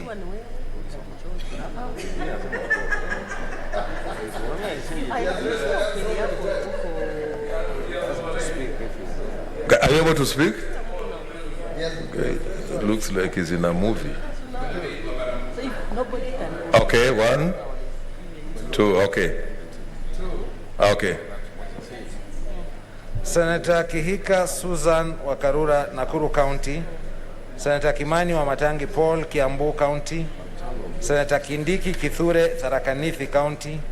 Senator Kirinyaga Ephraim Mwangi Maina, Nyeri County. Senator Lelegwel Tumbesi, Samburu County. Senator Linturi Franklin Mithika, Meru County. Senator Loitiptip Anwar, Lamu County. Senator Malala Cleophas Wahungu, Kakamega County. Senator Mogeni Eric Okongo, Nyamira County. Senator Mpayei, Senator Mudhama Agnes Kavindu, Machakos County. Senator Mwangi Paul Gedhiomi, Nyandarua County. Senator Mwaruma Jones Mwashushe, Taita Taveta County.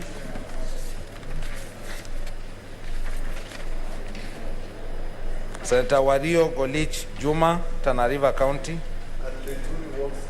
Senator Wetangula Moses Masika, Bungoma County. The sovereign.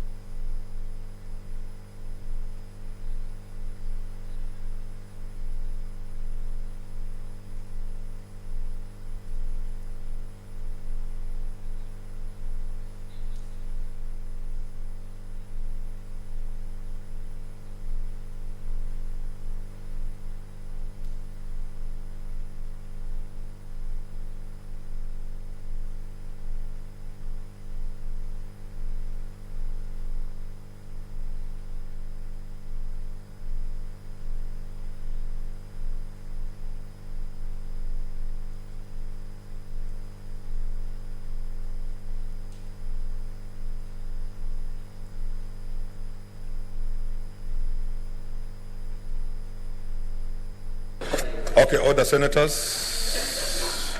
Take your seats. Take your seat, take your seat. So these are the results for order number 9. Abstention 0, nays 0, ayes 29. The ayes have it. A bill for an act of parliament to provide for the additional allocations to county governments for the 2022-2023 financial year, the responsibilities of national government and county governments pursuant to such allocation and for connected purposes. Okay, these are the results for order number 10, bill number 10, order number 10. Abstention 0, nays 0, ayes 29. The ayes have it. A bill for an act of parliament to give effect to Article 53 of the Constitution to make provision for children's rights, parental responsibility, alternative care of children, including guardianship, foster care, placement and adoption, to make provision for care and protection of children and children in conflict with the law, to make provision for and regulate the administration of children's services, to establish the National Council for Children's Services, and for connected purposes.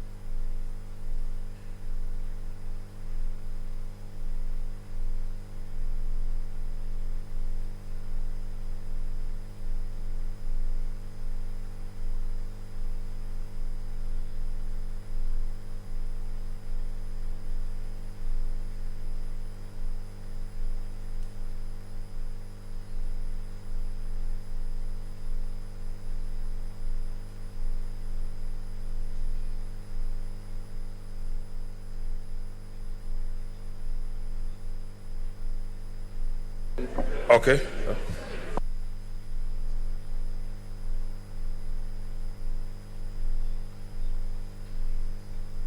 Okay, order, senators. We now want to put the question on the following orders which we shall be voting for.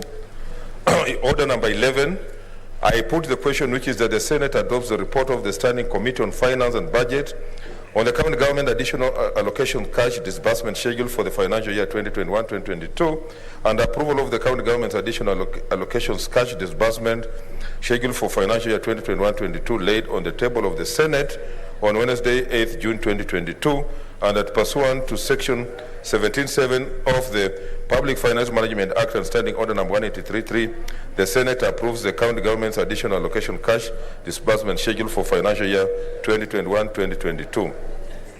Order number 13. Order number 13. I put the question which is that the Senate adopts the report of the Sessional Committee on Public Accounts and Investments on consideration of reports by the Auditor General on financial statements of the following counties laid on the table of the Senate on Tuesday, 14th June 2022. County Executive of Nyeri, Tharaka Nithi, Murang'a, Kitui, Lamu, Siaya, Busia, Meru, Nyamira, Turkana, Makueni, Bungoma, and Elgeyo Marakwet for the financial year 2018-2019 as contained in Volume 1 of the report. 2 county assemblies of Bomet, Taita Taveta, Kilifi, Nyamira, Garissa for the financial year 2018-2019 as contained in Volume 2 of the report. County Executive of Narok, Kajiado, Kwale, West Pokot, Trans Nzoia, Turkana, Kericho, Busia, Kilifi, Machakos, and Kisii for the financial year 2019-2020 as contained in Volume number 3 of the report. And County Assemblies of Kilifi, Kwale, Taita Taveta, Garissa, Mandera, Kisumu, Mombasa, Kisii, and Wajir for financial year 2019-2020 as contained in Volume 4 of the report. Order number 14, I put a question that the Senate adopts the report of the Standing Committee on Finance and Budget on the cash disbursement equitable shares schedule for financial year 2022-2023 laid on the table of the Senate on Thursday, 16th June 2022, and that pursuant to Section 17.7 of the Public Finance Management Act and Standing Order number 183.3, the Senate approves the county government cash disbursement equitable share schedule for financial year 2022-2023. And finally, order number 16, I put the question that the Senate, order number 15, I now put the question which is that the Senate adopts the report of the Standing Committee on Finance and Budget on the efficacy of the Integrated Financial Management Information System, IFMIS, and its application in disbursement of funds laid on the table of the Senate on Thursday, 16 June 2022. I hope I was clear on the orders that we are voting for. Yeah. Yeah. But that is 11.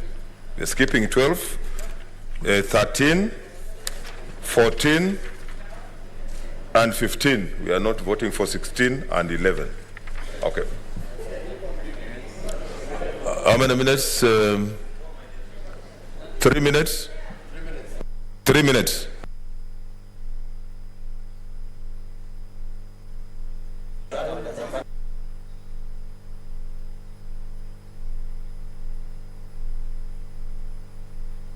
Yeah.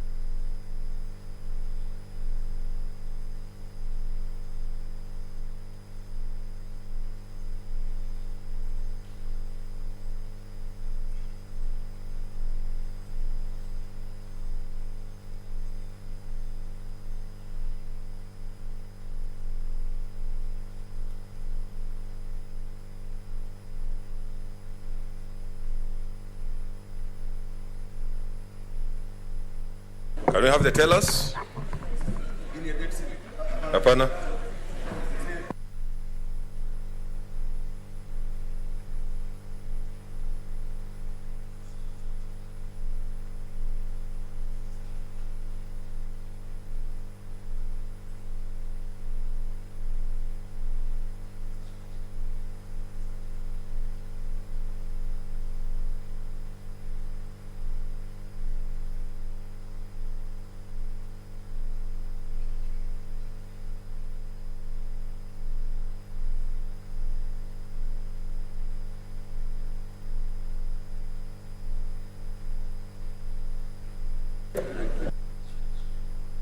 Okay, we can start the vote.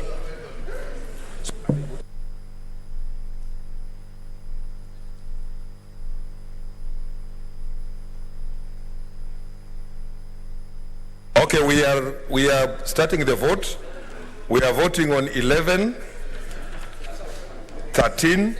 Yeah. I want you to listen. We are voting for 11, 13, 14, and 15. Okay, let's start. 11, 13, 14, and 15. Okay, let's proceed. Senator Adan Dulo Fatuma, Isiolo County. She's online.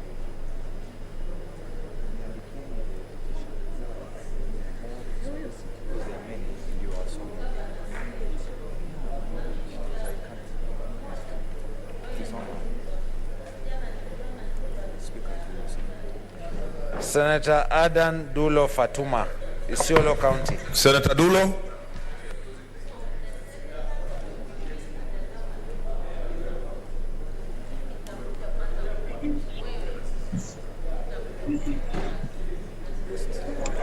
Senator Dulo.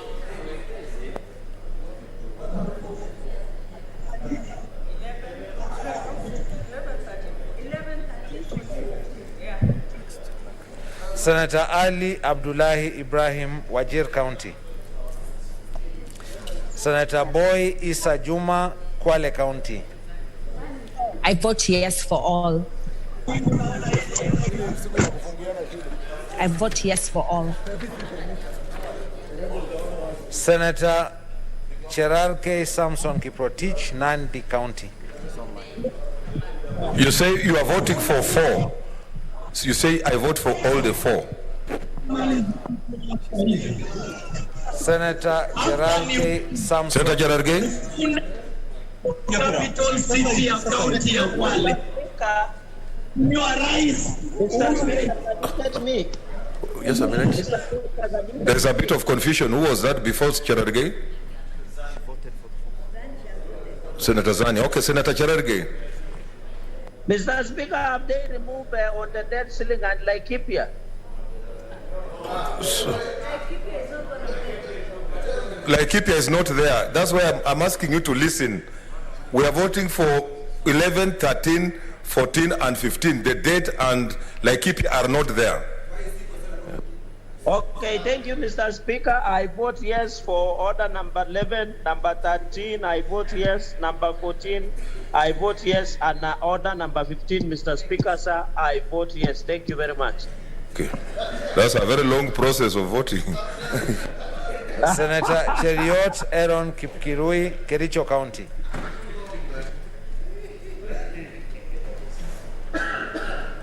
Mr. Speaker, I vote yes for all the 4 motions. Senator Haji Abdul Mohammed, Garissa County.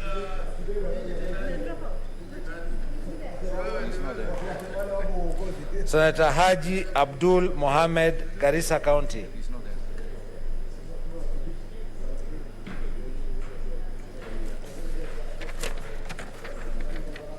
Senator Hargura Godana, Marsabit County.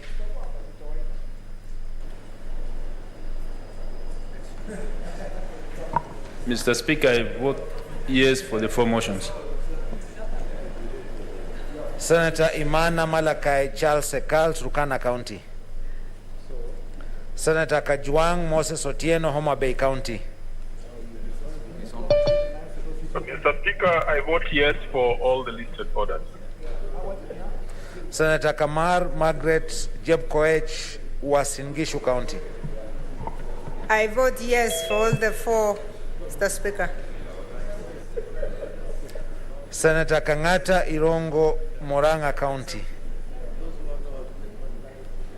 Senator Haniri George, Vihiga County.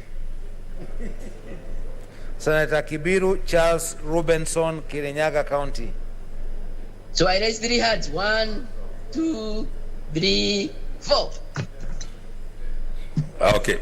We can hear you, just vote. Yes. You can't hear me. I brief Mr. Speaker. Senator Kihika Susan Wakarura, Nakuru County. Yes. Voted. Senator Kibiru has voted, yes. Senator Kimani Wamatangi Paul, Kiambu County. Senator Kindiki Kithure, Tharaka Nithi County. Senator Kirinyaga Ephraim Mwangi Maina, Nyeri County. Senator Langat Christopher Andrew, Bomet County.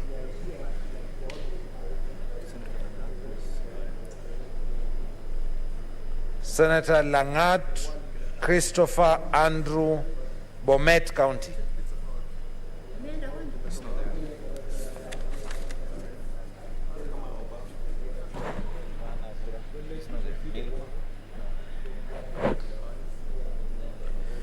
Senator Leleguel Tumbesi, Samburu County. Senator Linturi Franklin Mithika, Meru County. I vote yes for the 4. Senator Loitiptip Anwar, Lamu County. Senator Mazayo Stewart Mwachiru, Kilifi County.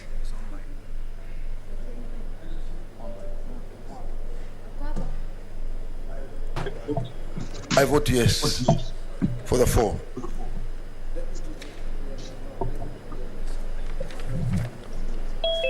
Senator Mahamud Mohamed Maalim, Mandera County. Mr. Speaker, I vote yes for the 4. Senator Malala Cleophas Wahungu, Kakamega County. Senator Mbito Michael Malinga, Trans Nzoia County.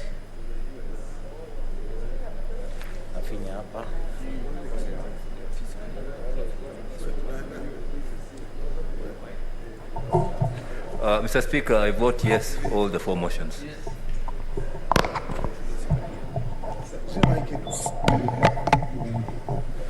Senator Mbogo George Ochilo Ayako, Migori County.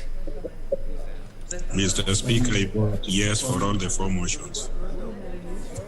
Senator Mogeni Eric Okongo, Nyamira County.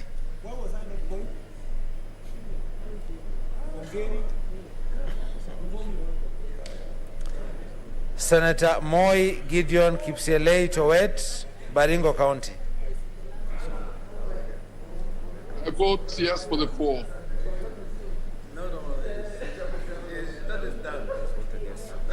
Senator Mbayei Philip Salau, Kajiado County.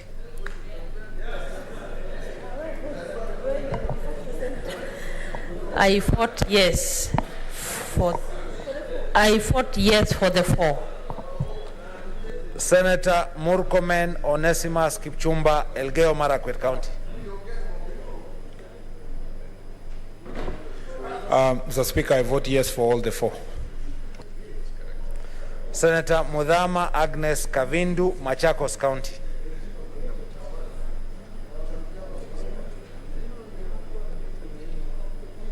Senator Mutula Kilonzo Jr., Makueni County. Mutula.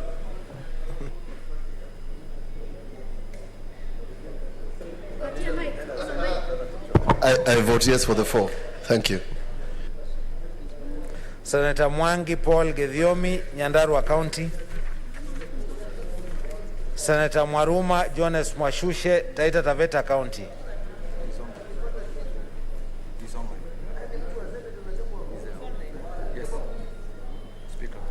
Senator Mwaruma Jones Mwashushe, Taita Taveta County. Senator Mwaruma vote? mute. He's on mute. Vote Senator Maruma.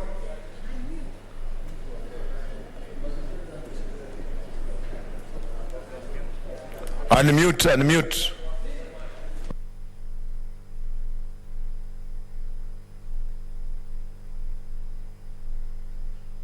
Senator Maruma, unmute.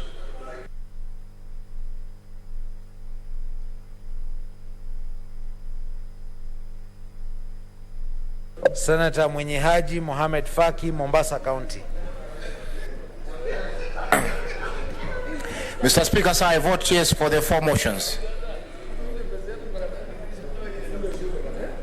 Senator Nderito John Kenywa, Laikipia County. Mr. Speaker, I vote yes for the 4 motions. Senator Ndwiga Peter Njero, Embu County. Speaker, I vote yes for the 4. Senator Olekina Ledama, Narok County.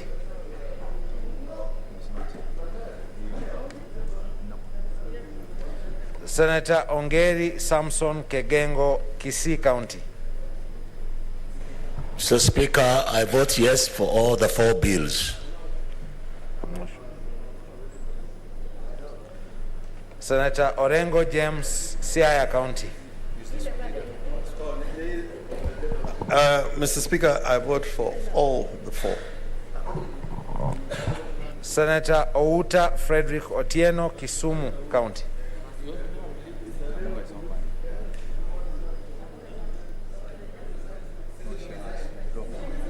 Senator Outa or Rose Nyamunga. Yes. Unmute.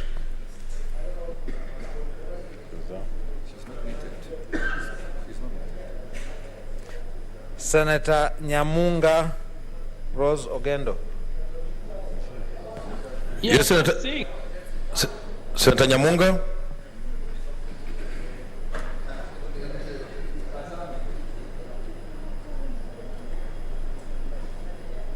I'm getting you. Vote, we can hear you. Yes, I vote yes on all the 4 bills. Senator Pogisio Samuel Losuron, West Pokot County. Speaker, West Pokot votes yes for all 4. Senator Sakaja Johnson Arthur, Nairobi County. Mike.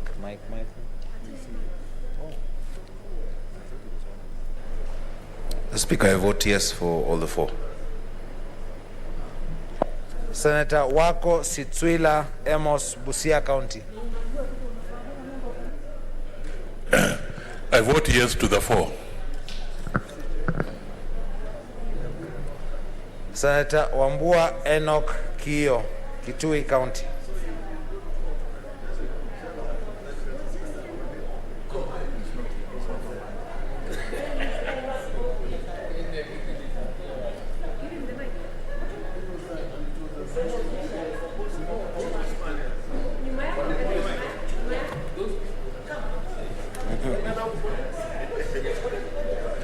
As the Speaker, Kitui votes yes for the 4 bills. Senator Wario Golich Juma, Tana River County. Senator Wetangula Moses Masika, Bungoma County.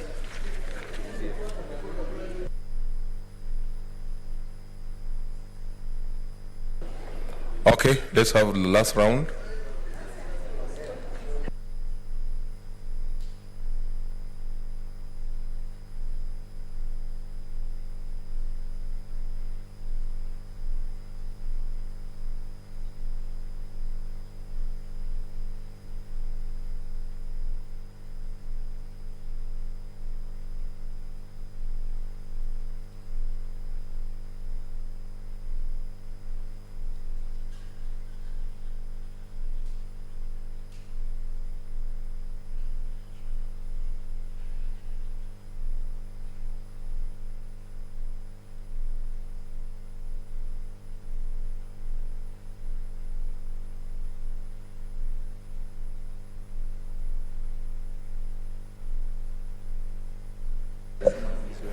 Senator Adan Dulo Fatuma, Isiolo County.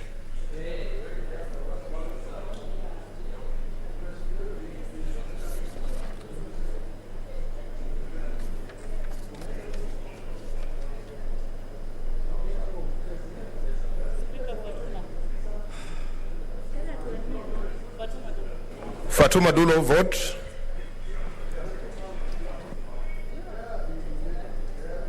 We can't hear. Maybe lift your hand. Senator Dulo. Unmute. Unmute.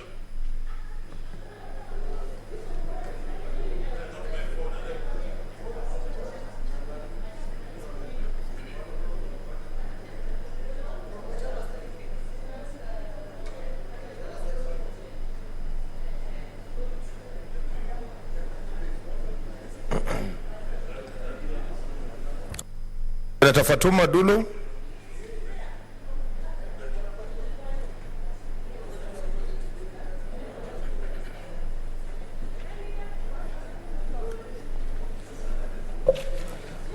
Senator Ali Abdullahi Ibrahim, Wajir County. Senator Haji Abdul Mohammed, Garissa County.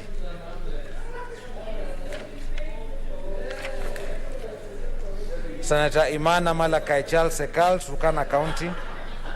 Senator Kangata Irongo, Moranga County. Senator Haniri George, Vihiga County. Senator Kihika Susan Wakarura, Nakuru County.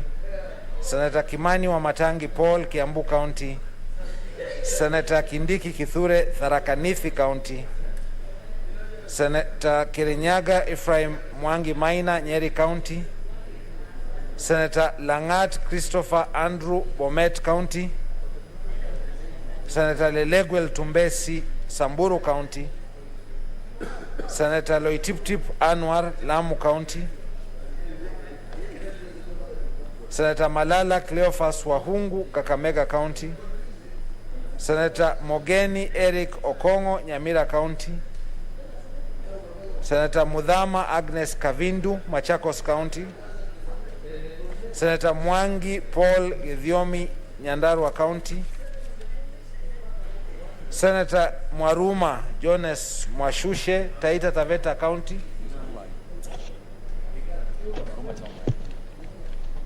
Clerk, can I vote? Who is that? Dulo. Dulo, yes, vote. I vote yes for all the bills. Thank you. Okay, she's voted. Senator Mwaruma Jones Mwashushe, Taita Taveta County.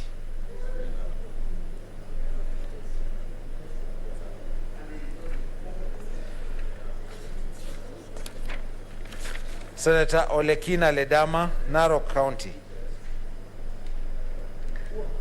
Senator Wario Golich Juma, Tana River County.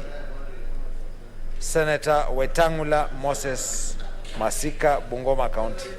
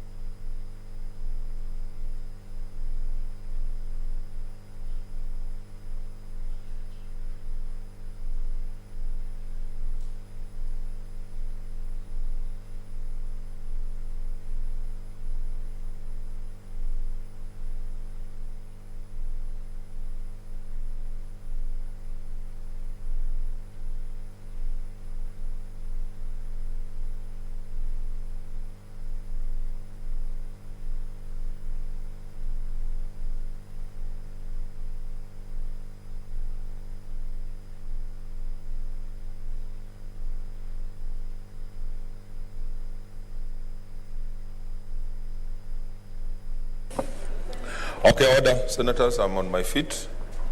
I'm on my feet. Order. These are the results. On order number 11, abstention 0, nays 0, ayes 27, the ayes have it. On order number 13, abstention 0, nays 0, ayes 27, the ayes have it. On order number 14, abstention 0, nays 0, ayes 27, the ayes have it. On order number 15, abstention 0, nays 0, ayes 27, the ayes have it. Thank you.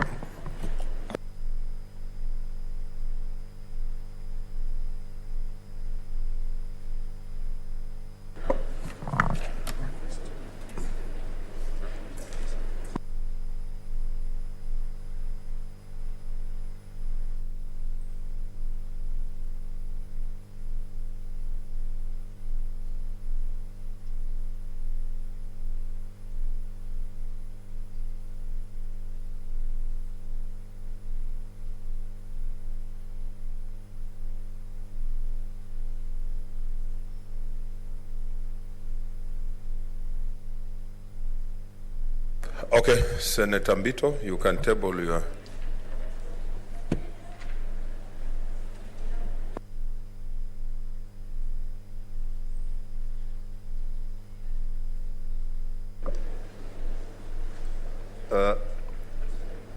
Mr. Speaker, sir, I beg to lay the following petitions report on the table of the Senate today, 6th of June, 2022. 1. The petition by Mrs. Maria Juma and others on the challenges faced by the patients suffering from multiple sclerosis and neuromyelitis optica. 2. Petition by Mr. Daniel Ngumi and others on NHIF cover for kidney post-transplant medication. The third one is a petition by Mr. Mikeson Mugo and other patients living with autoimmune diseases concerning payment of medical health care costs and provision of health cover for persons living with autoimmune diseases by the National Hospital Insurance Fund. The fourth one is a petition by Mr. Collins A. Omolo on alleged taxation of pharmacies in Kenya. The fifth one is a petition by Dr. Alexander Irungu Wanjiru on the appointment of the Chief Executive Officer of the National Health Insurance Fund. And the sixth one is a petition by Mr. Ahmed Shahame Muidani regarding the status of Mkomani Clinic Society trading as Bomu Hospital in Mombasa County. Thank you, Mr. Speaker. Okay, order, senators. I'll reorganize the order paper again. We go to order number 8, which is a motion, is just a voice motion. Clerk. Order number 8, motion.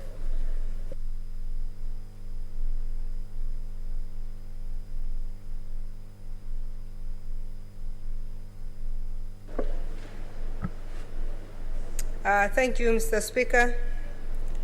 Honorable Speaker, I beg to move that pursuant to Standing Orders 254 and 255, the Senate approves the fourth report of the Procedure and Rules Committee on periodic amendments of the Standing Orders of the Senate, laid on the table of the Senate on Wednesday, the 15th June 2022, and pursuant to the provisions of Article 124(1) of the Constitution and Standing Orders 255 and 257, which states,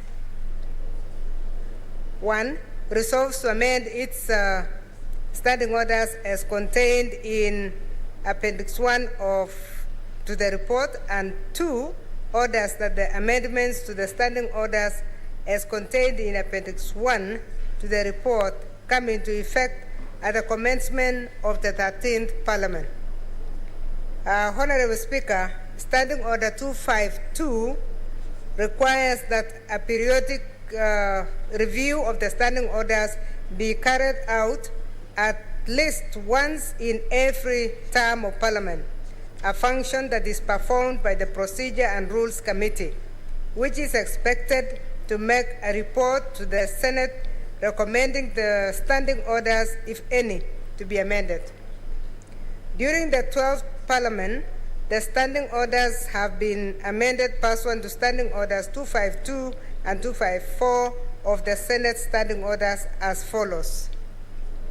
A. On 14th December 2017, related to changing the structure of the standing committees to enhance service delivery. B.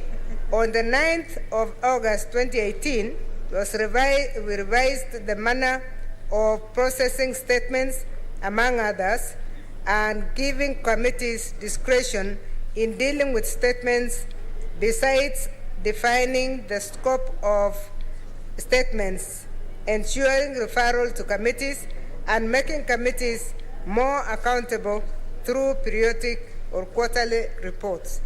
And C, the amendments of the 21st July 2020 provided for virtual sittings as a direct result of the COVID-19 pandemic. Honorable Speaker, this is the fourth report of the Procedure and Rules Committee, and I would like to highlight the amendments carried out by the committee, which may be classified under 5 main categories, and these are pertinent amendments proposed in the report as follows. A, there are editorial cleanups, which is including correcting, indexing, and grammatical errors.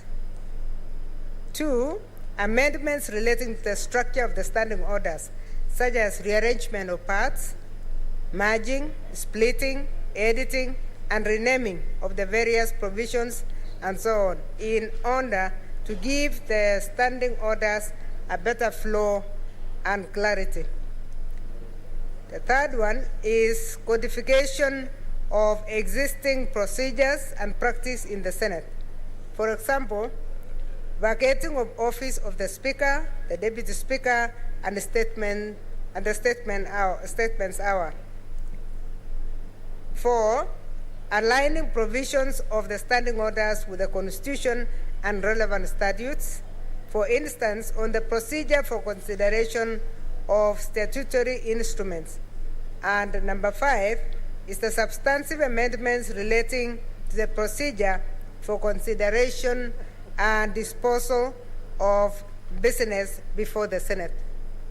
Honorable Speaker, I would like to highlight a few of the substantive amendments in the report relating to the procedure for consideration and disposal of business before the Senate. 1, new standing orders on the vacation of the office of the Speaker and the Deputy Speaker was introduced, as there was previously there was no procedure in place.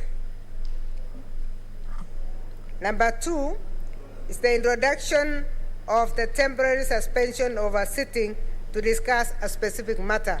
For this one, in fact, we have been suspending, but there was nothing that provided for it. 3 was to make the Deputy Speaker the chair of the Liaison Committee. As you are aware, currently it's the Speaker who is the chair of the Liaison Committee, but in the other House, it is the Deputy Speaker. Number 4, reintroduction of quorum at the commencement of a sitting in order to comply with Article 121B on the Constitution on quorum. This is happening in the other House, but we are not provided in our standing orders to call for quorum at the beginning of any session, and this has been included in this amendment, Mr. Speaker. 5, Mr. Speaker, is the inclusion of the procedure for impeachment of the President and Deputy President, which is currently not contained in the standing orders. Number 6 is formalizing the procedure for delegation of the power to vote by the head of a county delegation. This is currently done administratively.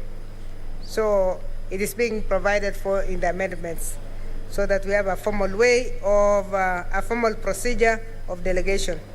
Number 7, Mr. Speaker, is clarification on when the work of mediation committees begins. This one is very important because we have had the dragging of mediation for a very, very long time.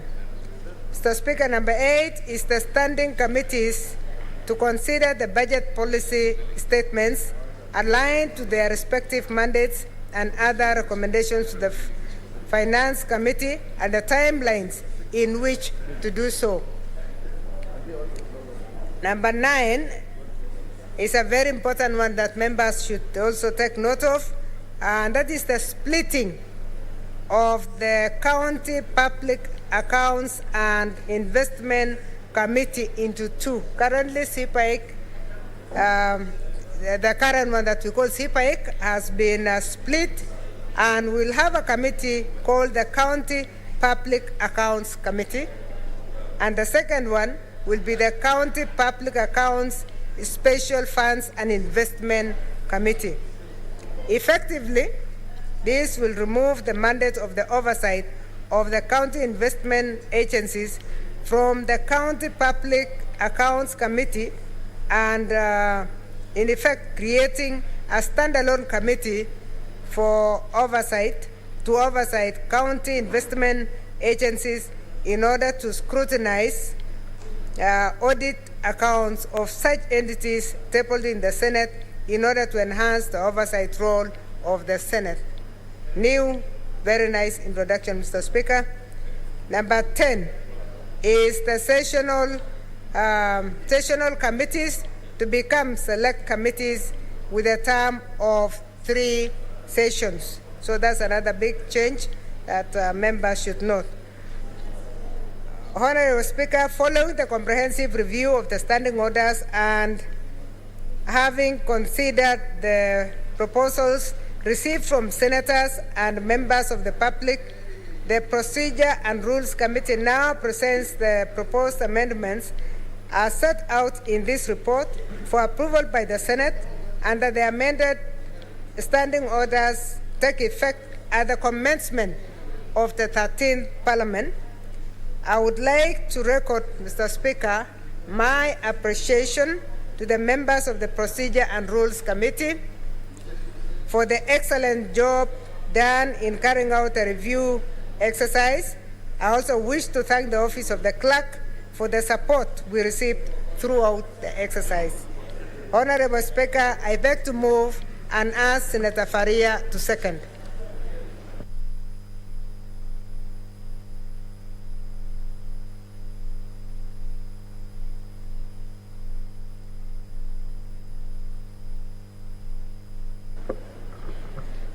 Honorable Speaker, I beg to second and request my colleagues to support, because these are enhancement of procedures, especially like PIC and PAC now will be part of the 2 committees that will be existing, whereby even the members of county assembly and the executive will be in different committees, and I think that will enhance oversight.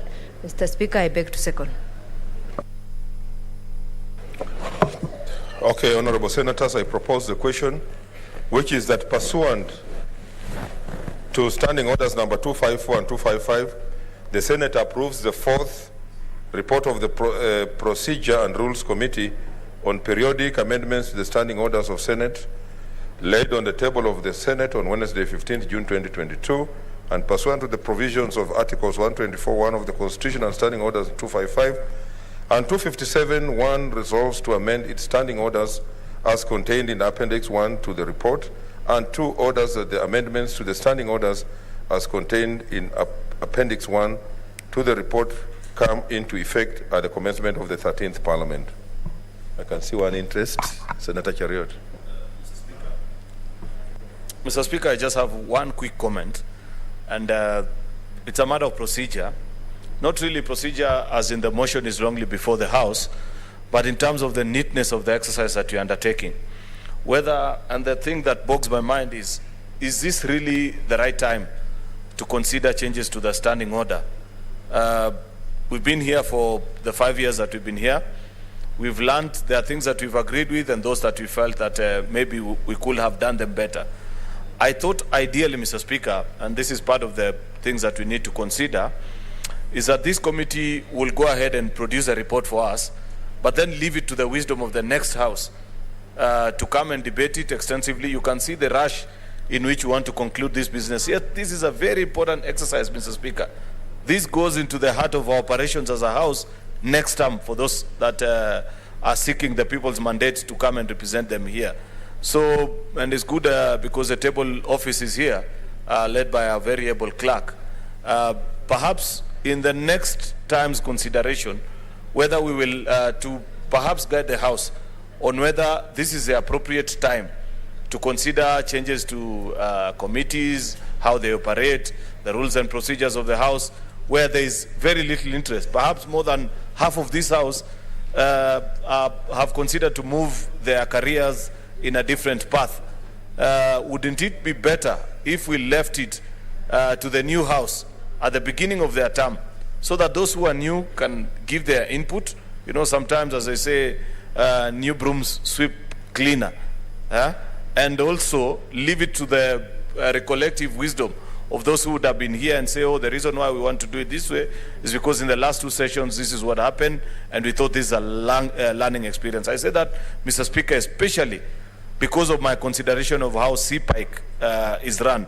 I strongly feel, and at the beginning of this term, a good number of us tried, and I remember leading that caucus without fail, to have it modeled slightly differently from what we know it. It's good that now it's being made. I haven't even seen the full proposal, Mr. Speaker, but I thought there would be a better proposition and more value to it if it is brought at the beginning of the House. But either way, now that it is here before us, Mr. Speaker, I don't oppose. I support, but defer that perhaps maybe at the right time, at the beginning of the session of the new term of the Senate, many of the things in this report will need to be reviewed.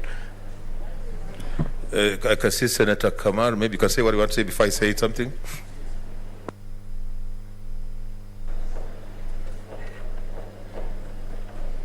Mr. Speaker, thank you. I just wanted to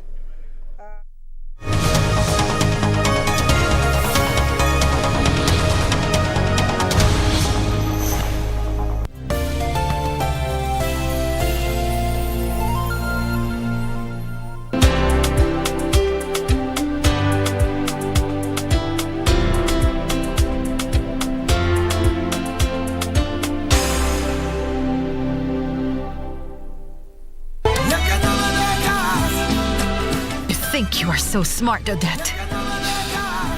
Well, you are not going to get away with this.